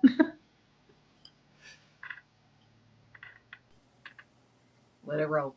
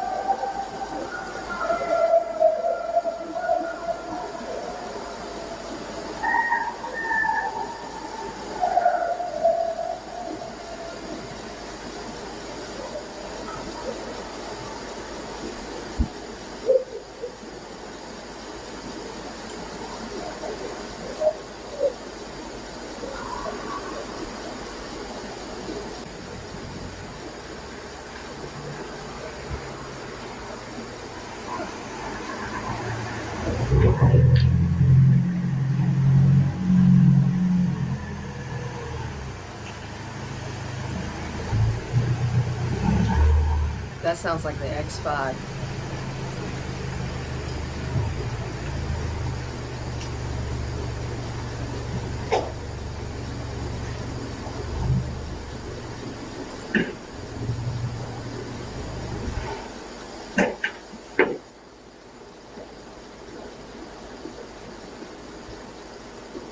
I was able to get a pretty good timeline on Kaylee and Maddie the night of, from about 10:15 until shortly before 3 a.m. Olivia Gonzalez says she discovered at least 6 calls from her sister Kaylee's phone between 2:26 and 2:52 made to a boyfriend in the early morning of November 13th.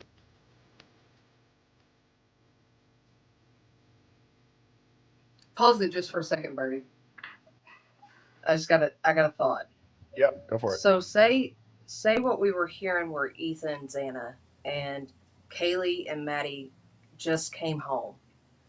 And what if they were allegedly tied up and were forced to call Jack?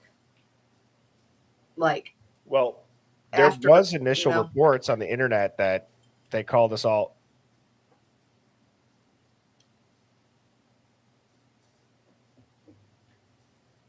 Oh, it's storming like crazy. I thought somebody was yelling outside my window at first. Oh, Jeez, sorry.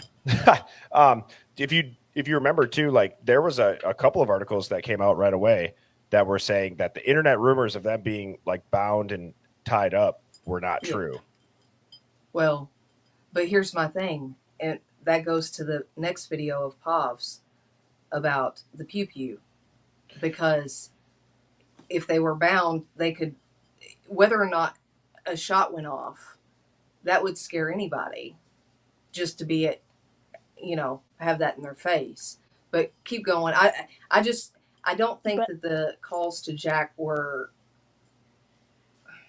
But according to my timeline, at 2:42 on the Linda Lane footage, you hear someone scream, "Help me!" Yeah. Well, like I said, I think that there are 2 different timelines. I think that 156 to 254, because here we go. This is the body cam footage that we're about to watch right here. This is Moscow PD coming from that area down Taylor Avenue, right? Yep. And so what were they doing? Yep. This is November. That's Rosie. Yep. Yeah. Remember the last known time that they knew Ethan and Xana 1:45. After 1:45, they can't place them anywhere. Right. And I think that they were the first, and then I think that they were made to watch.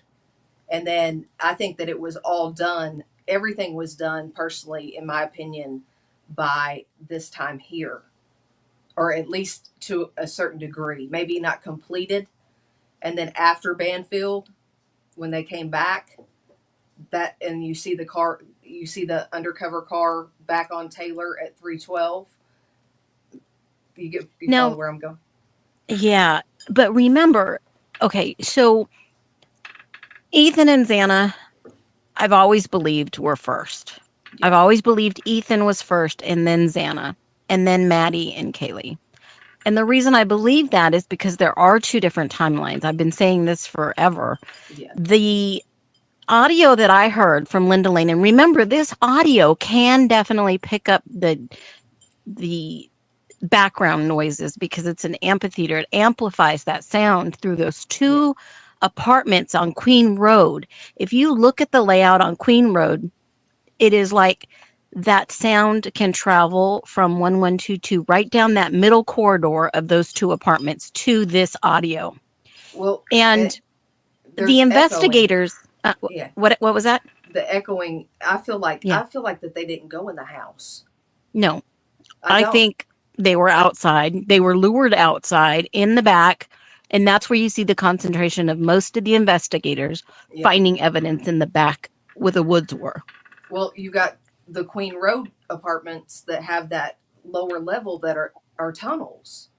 And the luminol, right? Yeah. They cordon that out, luminol everywhere in those little areas.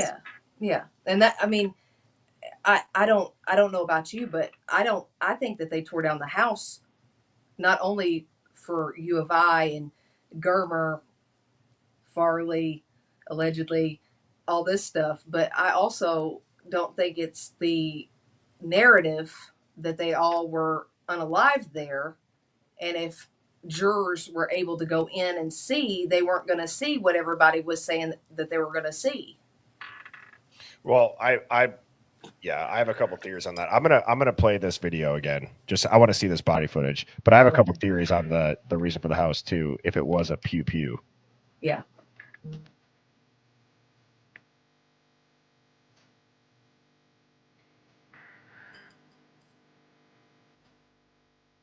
Why are they in plain clothes? Question. Audios were back. It's at the 30-second mark that it.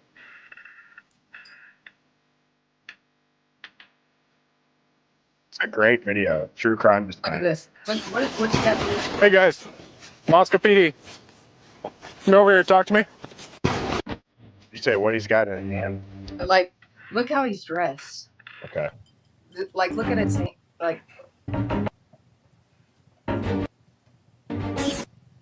It's like a North Face jacket too.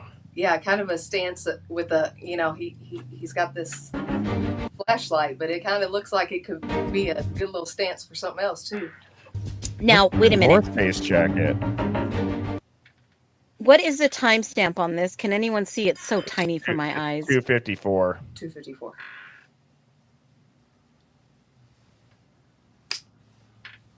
But they were coming from King and Queen Road. Hey guys, Moscow PD. Come over here, talk to me. Moscow PD. Hey, is that beer? What's up? Is that beer in your hand? Yeah, I'm 21. You got your ID on you? I don't. Okay. I'll take it back to my apartment if you need. Okay. Sorry. Huh? No, they just took off. I told them to stop, but I'm not going to push it. Hey, Moscow PD. Yeah, you got your ID on you? I don't. Okay. I'm going to grab your info just because you got beer and you're walking around with it. No, it's closed. Okay. I've always wondered about this footage too. And again, I'm sorry for keeping pausing and stopping chat, so I'm going to let it run. But if this dude wouldn't have walked up, did you guys hear what the cop said? He goes, Yeah, they ran up. I'm not going to push it. Well, what does that mean? You got a sore hammy? You got a low back injury? Or is it just like you're not going to push it, meaning you don't want to create a bunch of shit that's going on around an area right now? They're covering, they're making a story. They're making a quote unquote alibi, in my opinion, allegedly. Yeah, I don't want to push it. Okay. Yeah. Yeah. Sorry. No, you're good. I live like right there. I'll take it back to you. No, we're just doing alcohol enforcement and running around with beer across the street. No worries. Sorry about that. You're good. What's your last? Let's wait till dispatch comes back and says you're good. No worries. You guys taking off on me? I didn't hear you. Yeah, we thought you were talking. You all three turned around and I pointed my flashlight. You said, "Hey, come here." You guys all turned around and walked away.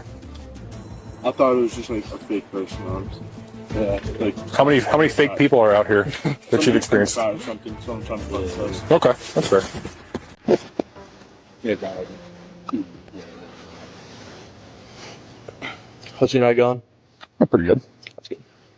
Trying to stay warm. Is that y'all's car right there? Yeah. Undercover.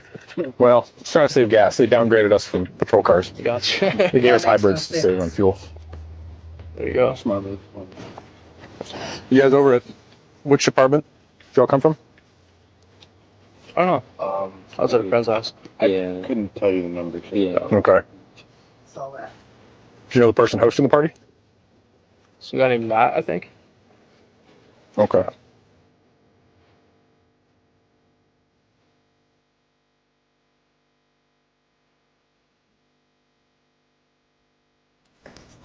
$59.77. Are you gonna be issuing?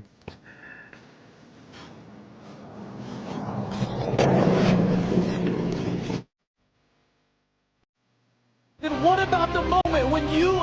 I'm gonna buy YouTube Premium. I'm gonna do it.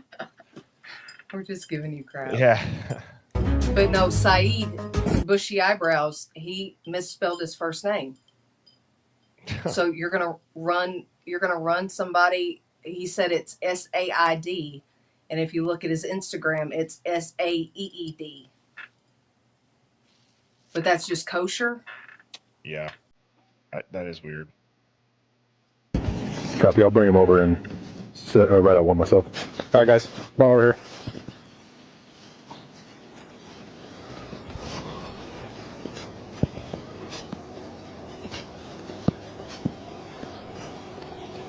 All right. If you guys all want to stand somewhere in this area, don't run off on me. None of you guys are 21. It's one thing What's to drink the black box on the side? in an apartment where no one can see you. I want to know why this dude's wearing sunglasses and the cop hasn't told him to take them off yet either. But look at whenever they back it up about 15 seconds as they're walking over. You Yeah, see I don't the know black what that box? is. I don't Rolo, know. do you know what that is? Do you have I've a... seen so many people speculate on what this is. It is hard for me to wrap my head around that this would just be a black box with a weapon in it. That does really honestly make me even question, like, how would that even be possible? But then you hear about, a quote unquote kill kit. You hear about other stuff. Who knows? Well, you also see the cop put his hand over the body cam and direct the other people, like the background people, through at the exact same time. You see him cover it up. It's like there's no way in his peripheral, and you see Rosenthal turn around and see those guys running away. Like you got one person up there. You're not gonna have your partner stay with them and go check out who's running away. Like, Yeah. I've heard people speculate too in the chat. It's a stingray. And I just want to say too, it is interesting, just like from my standpoint, as I'm seeing the comments come in, how the Hive just absolutely lights up when we put Banfield footage on every single time. There is so much here. And I mean, seriously, if you guys look at the chat, it is incredible comments coming in about this. So that tells me something. Like if this group of people is looking into the Banfield, you should probably start looking into the Banfield. there's Somewhere in the there's a lot more to it than what we're like. Just the fact that he wasn't going to go after the other guys, the fact that they mentioned the undercover car and he brings up a hybrid, the fuck, and trying to save gas. What they're not. They just got $1 million for this whole drug task force thing. Like they're not worried about money. That's taxpayers' dime. I've never met a public official that's worried about using taxpayer dollars. Yeah, I think that's like Allegedly. something that I bet that's like a trick of the trade if you're undercover and they're like, is that you guys? Oh, I try to save gas, you know. I could This area? Yeah. They could have come up with something better than that. But... Yeah. Don't run off on me. None of you guys are 21. It's one thing to drink in an apartment where no one can see you. It's another thing for us to drive by and see you guys absolutely stumbling down the roadway. Okay? So likely what's going to happen, because you're all underage, what grade are you guys in? What year are you? Freshman. You guys are all freshmen? Yeah. Okay. Police blotters and call logs are public record. Anybody can see them, and rightly so, because taxpayers pay for that work product. And now some eagle-eyed followers of the Idaho quadruple murder case have picked up on one particular item from the police on the night that the 4 college kids were murdered. In fact, the incident in question happened at almost exactly the same time as the killings. I'm going to read to you what the police blotter actually says. Quote, there was an alcohol offense reported at 3:01 a.m. on November 13th, and that's the last night the kids were alive. The location, a field on Taylor Avenue. You can see it there. Sorry, guys. I know it's cold. Like I said, it's one thing to drink inside, I'm sure. I mean, we've all been to college. We've all been there. But it's another thing to be very publicly intoxicated and kind of bring this conversation on you. So that being said, not the end of the world. They said that they were stumbling. Just an infraction, not a criminal charge, nothing like that. So Where's the other guy? yeah. Yeah, I don't know where he went. Where did he go? Your audio Phoenix. You gotta I think you have to do that every time. Damn it. Definitely less than Yeah. Just wait till you're 21 or Now be smart about it. Look, It's not going to say I didn't drink in college. I did. in the blue? Yeah, it looks like it. But I can go staggering around the middle of the roadway, you know, afterwards. Not saying you're a bad person or anything. But there's a way to do it, obviously, and there's a way to do it. Obviously. At 3:12 a.m., body camera video picks up what appears to be 4 people running under a street lamp in the background. Look at that guy's eyebrows.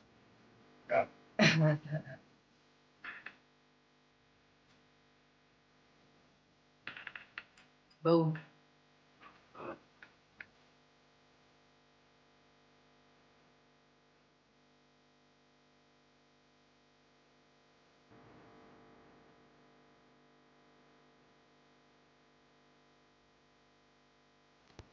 I think that dude might even be a cop, honestly. Stay fresh tonight, man. But wouldn't Maddie's jacket already be? Never mind. Right. Yeah, I know what you're looking at in the back. Yeah. Moscow 77. Yeah. Right there. Were those guys undercover cops? Yeah, they were in plain clothes. Yeah. They were in plain clothes, but they also had gloves on. Yeah. Phoenix, the audio, my Louie. Did you change your settings? No, hold on. Go change your settings. It'll work, I promise. It'll work. But did you see, Phoenix, did you see them come out of when the body cam came on at 2:54, how he came out and what he was wearing? Mm-hmm. All black. I mean, if With you're gloves. playing, with gloves. I mean, that's, again, it fits, right? It fits. Yeah. It's also, it does seem odd though, like none of the kids are really dressed like it's that cold, whether it's here or at the grub truck. Now, I mean, I don't know if I would have been completely, dressed But for the they're weather in either. jumpsuits. Well, at the grub truck, they probably have the overhead lamps over the awnings. Yeah. I'm going to keep this going. We only got Yeah, you're good. 6 minutes, and I have to race like a piss horse, so I'll be right back. Fresh tonight, man.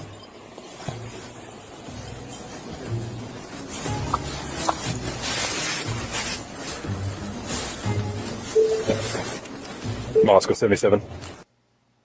Fiverr allows us to take our Oh, dreams come on. and make it a reality. We're able to hire freelance illustrators, editors, and letterers to put together our comics and products. You would leave Made whenever us it's more a commercial. confident business owners. Go to Fiverr.com. And start Hey, Nash, scaling can your you hear me business. better? No, it's still cutting out a little bit. Oh, Go that's to. so weird. Okay. Did you go to more and cut those two things off? How's that? Talk again. Is that better or worse? No, it's still not there. What is the why is there balloons going off around me? Did y'all see that? There were balloons going off around me. I saw that. It's still clicking.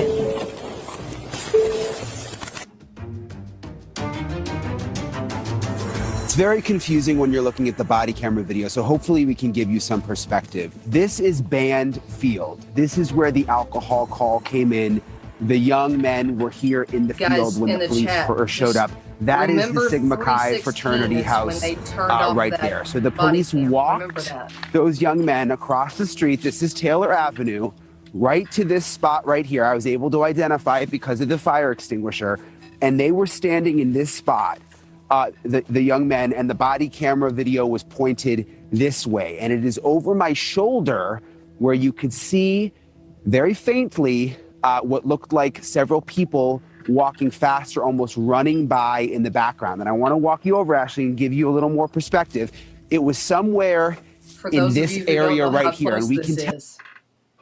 This is going to show you exactly how close the cops, Banfield, and 1122 are. It's going to blow your mind.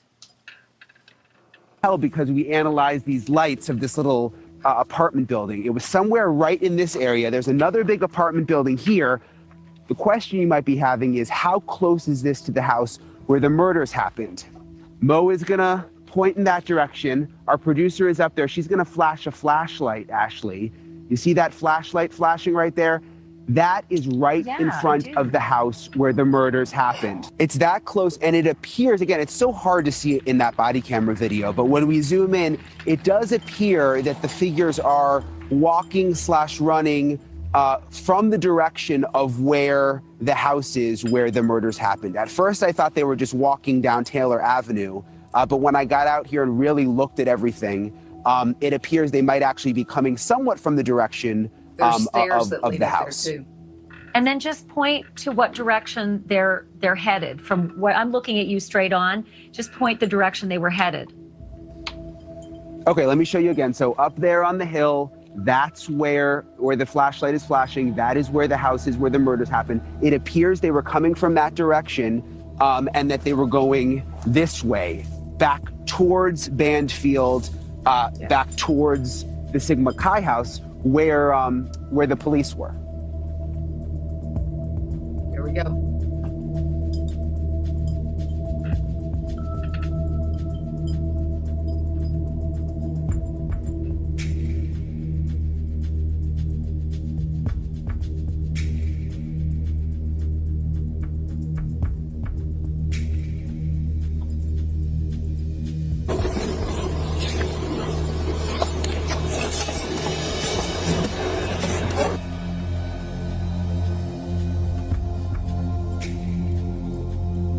All right. Rosie turns. Look, Rosie turns.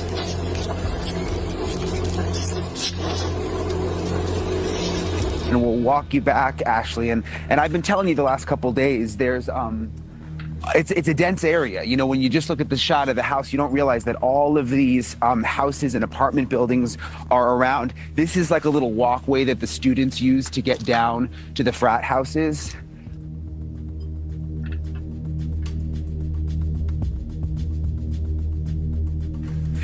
And then this is a little road right here, Ashley. And you see here is the house. This is the house where the murders happened. So. Yeah. Yeah. Wow. I had no idea. Wow. I mean, short walk, that's like 55 seconds. I mean, they could have gotten home so quickly from that frat house. I had no idea it was that close, Bryan. That's remarkable. Very close.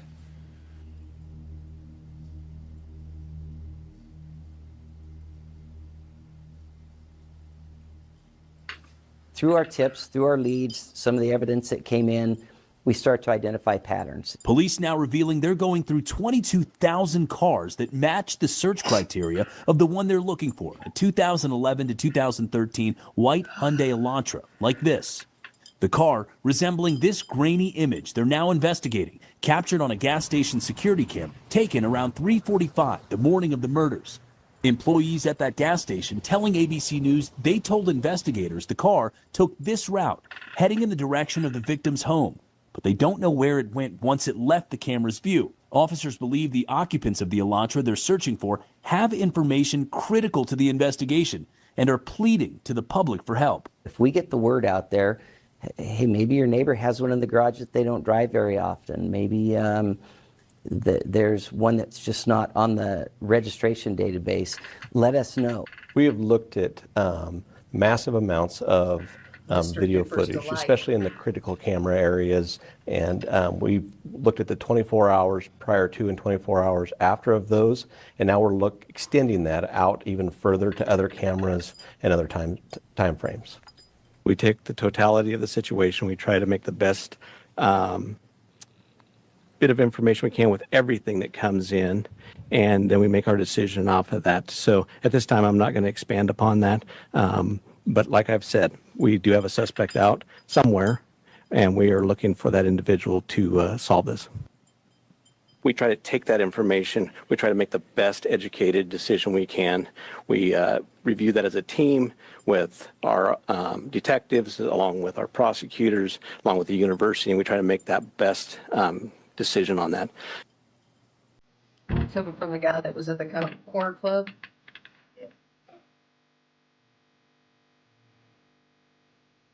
Mm. They came from the. Back here. Hey, is that beer? Is that beer in your hand?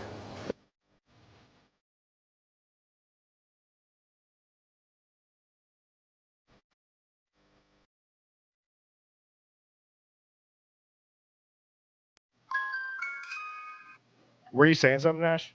I said coming from the guy who was at the corner club, or at the grub truck, one of the two. I think it was the corner club.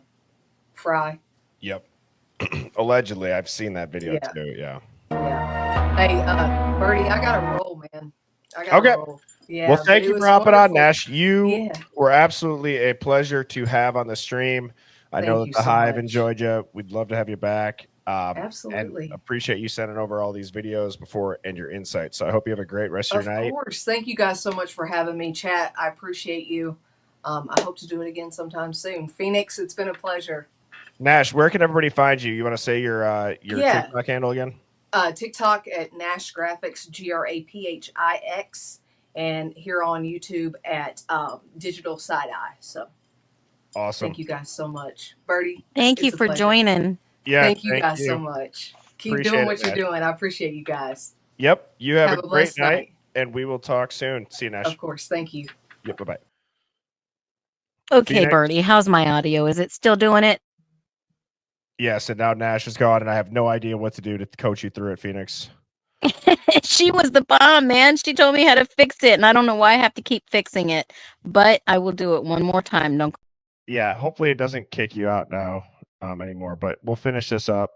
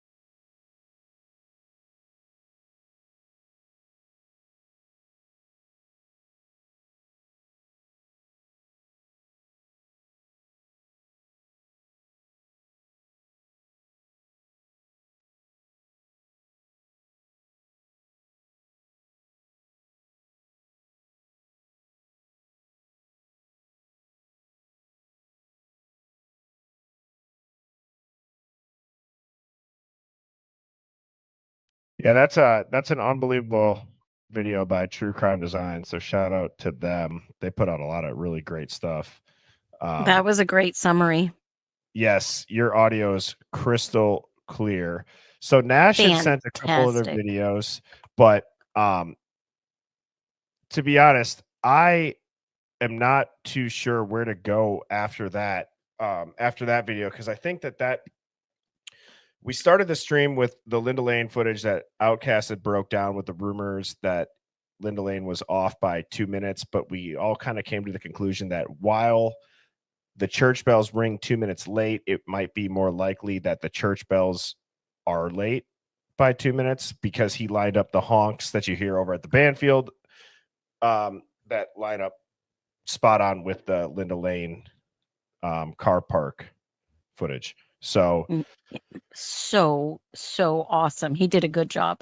He did do a great job. And Phoenix, I know the last 2 nights, whether it be the audio or just in general with Devil's Advocate, what do you think? What in your mind over the last 72, 96 hours since we chatted, since I went out of town last weekend, what do you think has been one of the biggest eye openers with the alternate perpetrators coming to light and now becoming more and more prominent and relevant to the case? Well, obviously on June 18th, we're going to know what the judge thinks about this. And I think that's the overall consensus, is that we have to wait. But for me personally, everyone is lying. Yeah. Everyone. Yeah. Why? All the false information from SG, allegedly, all the false information from LE, the PCA, like Sammy T said, you can wipe your arse with it. All the way to the parents acting so sus. And then the interview last night that you showed and shared with us, floored. I'm just floored. And everyone is lying so no one gets caught, but yet they're okay to point a finger at somebody who might be innocent, and they all freaking know it. I think at the core of it, Phoenix, I really think that what you just said last there, if people had to really truly vote on what it is about the case that would piss them off, is like time and time again, you see people falsely imprisoned, and there's been nowhere near the amount of obstacles and hoops that people have to jump through to come to that conclusion, and they still end up being proven innocent. So when you see a case like this and you have terms like Kohberger, which really is just code for you're guilty because we said you're guilty, because the news said you're guilty, and you're guilty until you're proven innocent by you having to prove who the other people are that did it for the first time ever in an American court system in over 200 years. I think that that's really what gets people. And I think when you compound that with don't believe what your eyes tell you, don't believe what your ears hear by the news, it just creates a storm. And it's gonna like the comment that I had on the screen of, they've done so much to hide the truth. It's led for people to dig into absolutely everything, which has backfired and allowed people to maybe not uncover the full truth, but they've at least uncovered enough that you are not telling the truth. Well, I think by uncovering more people learn how shady this is, how corrupt, how deep does it go. I mean, these people all have something to lose, and guess what it is? Money and freedom. I don't think they really care about freedom. I think that some of these people have so much money, even someone that I'm looking at, they have so much money they can buy their way out. Well, that, as we know, is a real thing. That happens. You become so rich and powerful that you're above the law. And or you can buy the law. Phoenix, I have a couple closing thoughts. One, I have to go out of town again tomorrow and Thursday night. So I will not be live streaming until Friday night, but I have been saving a couple really really, really, really insane Hive Mind finds for Friday night, knowing that I would be out of town tomorrow and Thursday. I am going to try to put up 2 videos that will still drop around 7 p.m. both nights. I'll for sure at least get one of them done. But I wanted to give you a heads up, Phoenix, too. So if you go live on TikTok, and if you end up watching one of the videos, it won't be 2 hours. It'll be somewhere probably 30, 40 minutes. If there's things that you see, if you end up watching that, that's kind of my point, is just to at least maybe the conversations a little bit that we've had tonight into the next day or two. So I will give you I'll give you the floor again, Phoenix, if you got anything, just because I know like the audio and we've been playing a lot of videos on the stream, but I think they're relevant because it all goes back to the beginning. And that's something that you've said too from the beginning, or that you got to look at the beginning. And you've also said there's 2 different timelines. And I think when you look at the beginning, it's becoming glaringly obvious.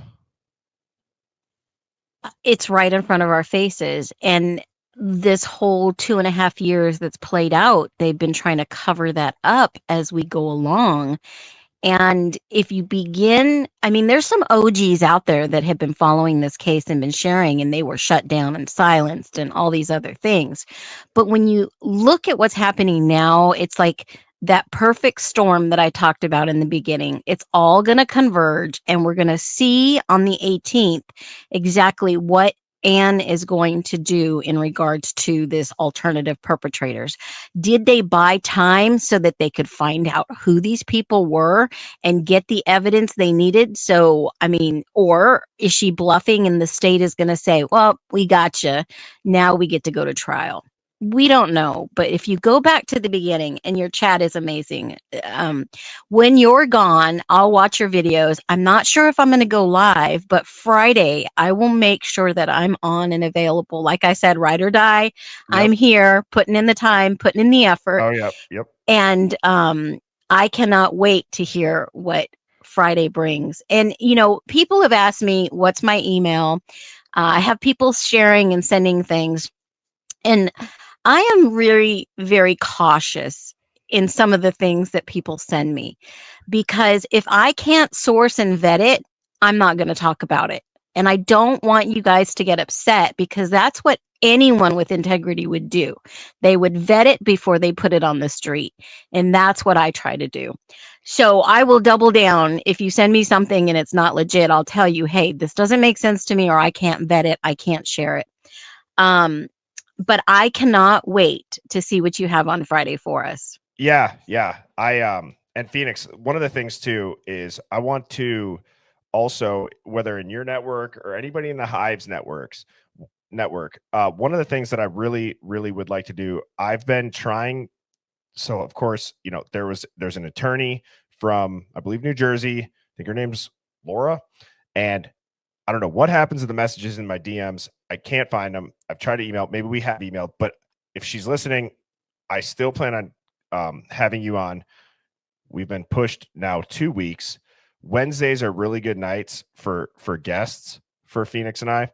We'd love to have you on as an attorney. Also, if anybody knows like an ex-homicide detective, an ex-defense attorney, maybe a state prosecutor that turned defense attorney, it doesn't have to be a full 2.5 hour live stream with them, but Phoenix and I think I'm going to, I guess, speak for you, Phoenix. I think we'd love to talk to them, not just about this case, but just things that they've seen, kind of tricks of the trade, what to look out for, so that if you're ever in a situation where maybe you're getting railroaded or one of your family members is getting railroaded by, you know, whoever in a case, you know what to look for.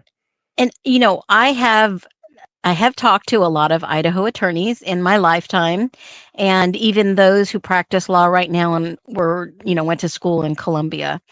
But I will say, your chat is always on fire, and I've got a question in the chat. I would love to talk to any defense attorneys too. So, you know, someone said something about Kaylee getting a job. She was going to school to be education, and she got a tech job. Now, you know, as somebody being previous tech, I can tell you, tech companies love to hire those who like to teach, because in the tech field, no matter what you go into, sales, marketing, whatever, it's an opportunity to teach the consumer, teach accounts, teach whatever, and they love teachers. Okay. So it's not unheard of for somebody going to school to become a teacher and they decide not to teach. They just put in the time, they put in the work, and that's what tech companies look for. It's like somebody that, if you didn't go to 4 years of college and you went to 7 years of the military, they look for people who are consistent and finish what they started. If you went to college and you finished, that's what they're looking for. If you joined the military, had an honorable discharge, that's what they're looking for. People who are consistent and committed. So it's not that odd. Yep. I see all these questions flow in at the end of the night, and sometimes I think people should save them for the end, and we can review them and talk about them. I agree. Just real quick, because I know that there's this chat moves fast, and a lot of people have told me they don't feel heard, or they sent information and we didn't talk about it.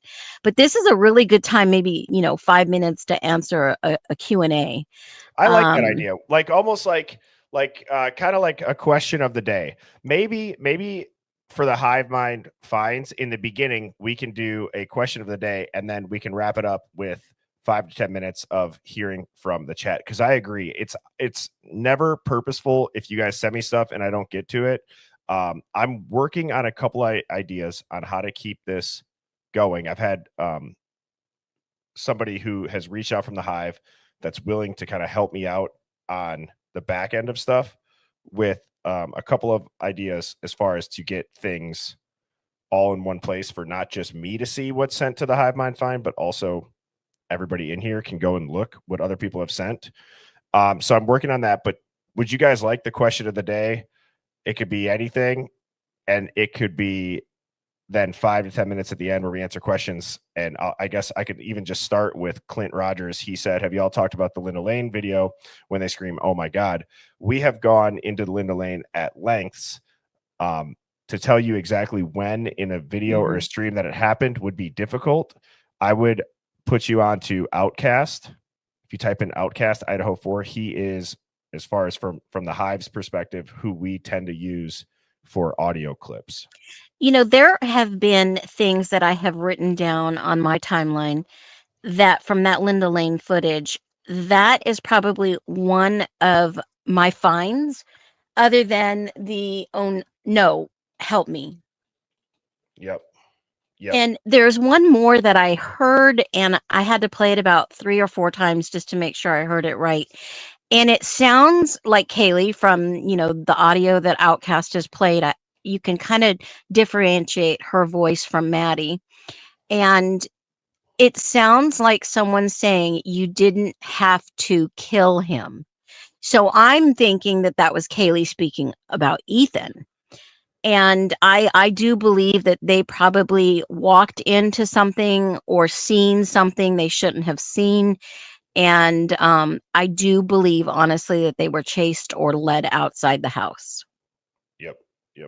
Let's and Ariana just asked, what's Phoenix show? Does anyone know? She is on TikTok, Phoenix Talks. I don't know your YouTube handle, but usually if you go live, it's on TikTok, right, Phoenix? Unless you're yeah, it's the same. It's the same thing on YouTube. It's Phoenix _talk_s, because the other one was already taken. So okay. So why don't we have anybody that's caught up right now that because as you guys know on YouTube, if you don't catch the live start, you can still watch through the live and try to catch up. But anybody that's live right now, let's take a couple of questions from the Hive, and I'll just start putting some up on the screen randomly. It says KG was in her senior year and just moved into the 1122 in June. That was correct. She was one of the more recent roommates that moved in, and it allegedly she did graduate early. That's why she had moved out. Yes, and to Courtney, can I do memberships on YouTube? I can. I really haven't. It's something that I can look into for sure. Yeah, I think you should, Bertie. I mean, it would benefit your viewers and you'd have a little bit more. You can do some emojis and drop some things. So look into that. Maybe you and Miss Bertie can set that up. Like I said, I've hired Miss Birdie. She is unfortunately not compensated. But she is absolutely incredible, and that was a joke about obviously she's not compensated, but you guys get what I'm saying. We do this because honestly, like, we love it, and I know Phoenix, that's why you're putting in the time as well here, is we enjoy this. And so I will it sounds like that's a lot of people are saying yes to that, so that is something that I will work on. And I saw another comment that was about didn't another girl move out also? This is something that does come up. Oh shoot, Phoenix, you said your internet went down? Uh-oh. Phoenix is gone, but it says, did another girl move out also? Well, in the Dateline documentary, they showed one of the roommates or old roommate's mother that was right in the beginning, that when she was asked by Keith, why did this happen to them? She said, because they're beautiful. But yes, there was, I believe, 6 roommates originally.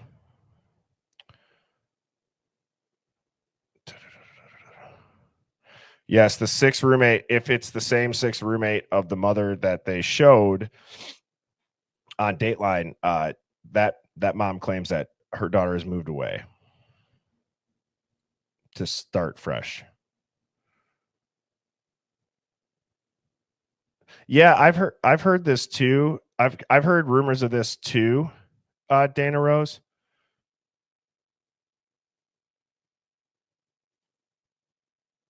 Okay, thank you, Jeremy, for letting me know. SG and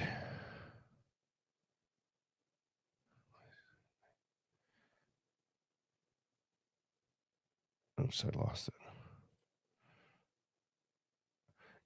So this has been something that a lot of people have brought up to me, because on the enhanced 911 call, you hear, Steve, no, and then you hear shit, and it sounds like Steve's voice. It could be Steve Jr. It's not a stretch to think that a father and a son wouldn't have similar voices, I guess, but it does. I feel like Steve G's got a pretty unique voice. Now, I haven't heard Steve Jr.'s voice, so I guess I can't say that for sure, but it is interesting.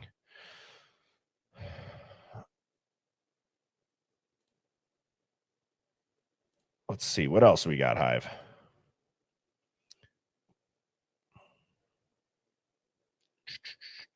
As a reminder, while I'm waiting for the questions to come in, we got phone cases up now, and I did get the bumper stickers up on birdiebombshell.com. The tinfoil hat that you guys have seen me wear, I did get a tinfoil hat put up there as well. What about the game that they played with the wristbands? Are you talking about the zip ties, when you could see that on, I believe it's Hunter, walk out the back door during the daytime body cam? If that's what you're referring to, we did look that up, and it's something about it's a drinking game. Not only was the internet down that night, Natalie, the entire network was said to have gone down. So there's been some confusion on that, because when the internet goes down, that means, like, if you're on a PC or a Mac, or like a laptop, I should say, or your TV runs off of Wi-Fi, that would go down. But it's rumored that the entire network went down. So when your phone at the top would say 5G or LTE, even that wouldn't be working. So it's said that it was not just the internet that night, which has led to the alleged use of jammers, which we all, I think, can agree happened.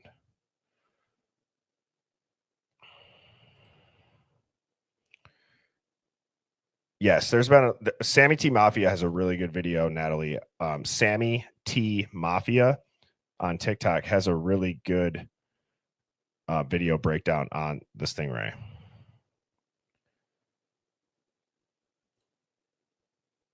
I don't believe that I knew that. No, that's interesting.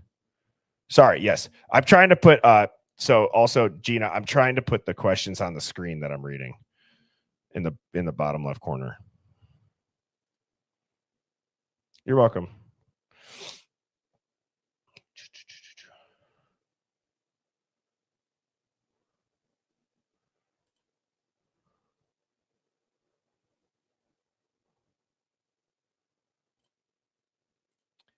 Snickers asked, will autopsies, toxicology, etc.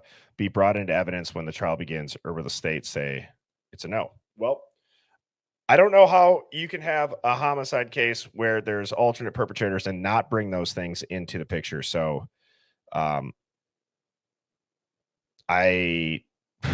man, that would be something, wouldn't it? I think almost at that point it would scream WITSEC, personally. Personally, I think it would scream WITSEC. I also even think it's weird. You kind of don't even get to see people's faces. All Things Silver asked, do you think the door was left open to air out the house after a cleanup? Now, there's a couple different ways to answer this.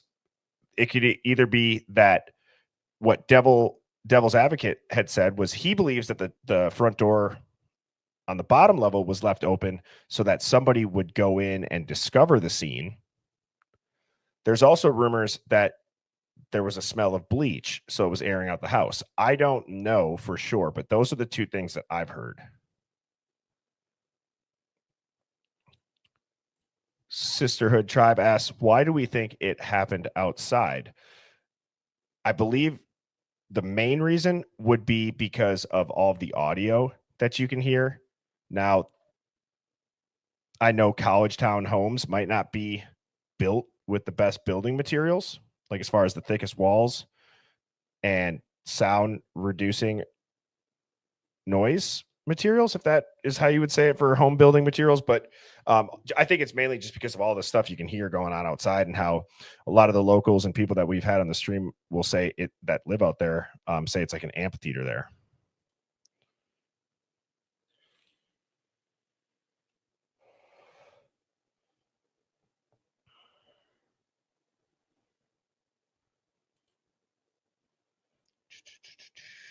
All right, let's see what other questions we got.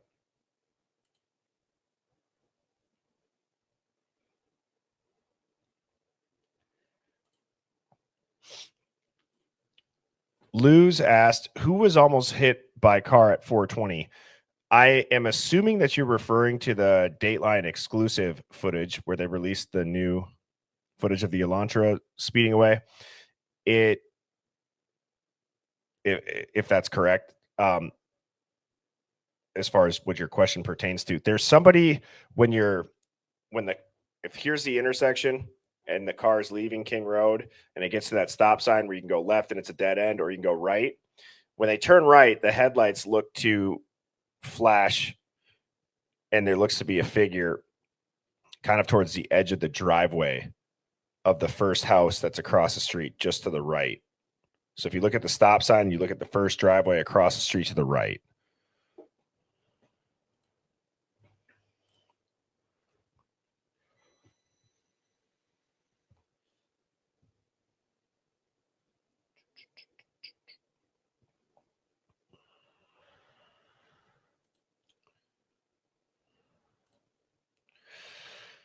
McFarland 1, this is a great question. Is the guy on the 911 call Hunter J? When the 911 operator asks, is she breathing? And he says no, or is that Evan or Ethan's brother? I've heard the same thing that you have as far as Ethan's brother, and that it was not Hunter J. That's one of those things where who knows if we'll ever know. Oops. Thank you, Social Glow. I appreciate you.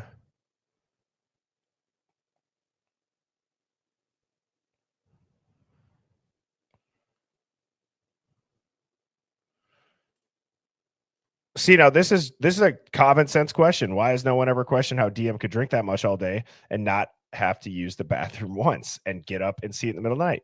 Well, that's were they at a hotel? Were they at home? Who knows? But that's like a very good, like common sense, critical thinking. If you've ever been intoxicated and drank all day, you're going to be most likely using the bathroom more frequently when you break the seal.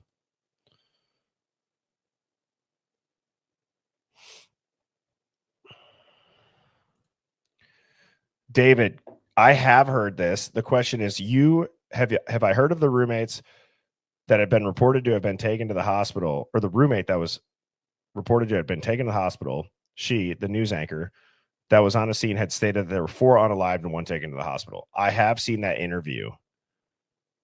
there seems to be a lot of people that remember that.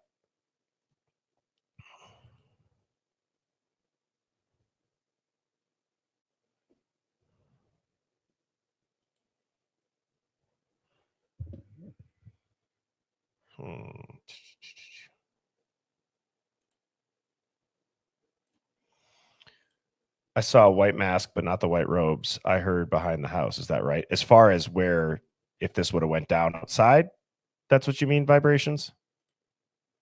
Phoenix, this is a really good idea to do this at the end. I'm enjoying this. I hope you guys are too. This is a great call on Phoenix's end.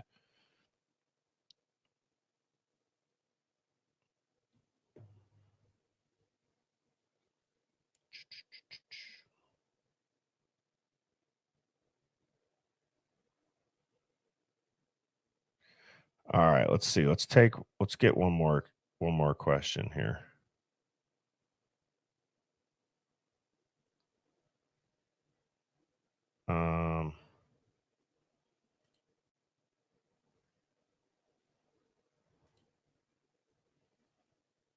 Did you see Bubba's video about Fred's having a ceremony?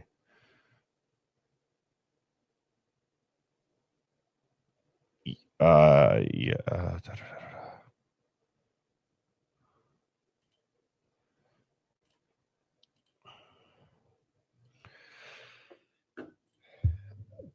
Nick R asks, Birdie, what do you think was under Maddie's coat? Well, we've done a breakdown on that. We've zoomed in, and it does look like the handle. There's a couple of things that it does look like a short barrel, almost like a sawed-off shotgun is what the handle looks like. I guess how I would sum it up, though, is it's something, right? It's something that even by the officers or the detectives' body language when they're looking at it, they're not super interested in the jacket at all. They're interested in whatever it is that they take out of it. So if I had to speculate, I don't know if it'd be a weapon.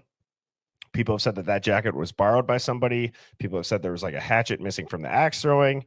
I feel like if somebody lent like a girl a jacket and there was a giant K-bar or a sawed-off shotgun or a hatchet in there, most people would be like, what is this? And maybe not carry it, or you'd notice it. I don't know. Or it could have been placed there after too, but I have seen that footage and it is peculiar for sure. And then as Vivian says, yeah, they have left the jacket. So Hive, I just want to say how incredible this chat is, how incredible the live stream was, how much I enjoyed it tonight. I hope you guys did too. Nash did a phenomenal job. Phoenix Talks is always awesome and has great insight. I'm looking forward to Friday. That'll be the next time that I'm live streaming. Don't forget to go check out birdieBombshell.com for some red pill gear. And then as a reminder, if you're not subscribed to this channel, this is the new channel. I started this one on May 1st because I had to get a new channel. So all of the streams, whether I do it here live or if I do it on TikTok, they all get uploaded to Birdie Bombshell on YouTube. My TikTok is Birdie Bombshell, so it's the same username. And then the website is Birdie Bombshell. So I hope that everybody has an incredible night, get some good rest. And I will be back Friday night, 7 p.m. Central. Keep an eye out for a video tomorrow if I have some time to get a couple of them done to post at least Wednesday and Thursday, either summarizing the last couple of streams or talking about something else that I'm diving into with the case. So you guys are the absolute best. Thank you. And with that, cheers, Hive. Birds flying high, you know how I feel. Sun in the sky, you know how I feel. Breeze drifting on by, you know how I feel. It's a new dawn, it's a new day, it's a new life.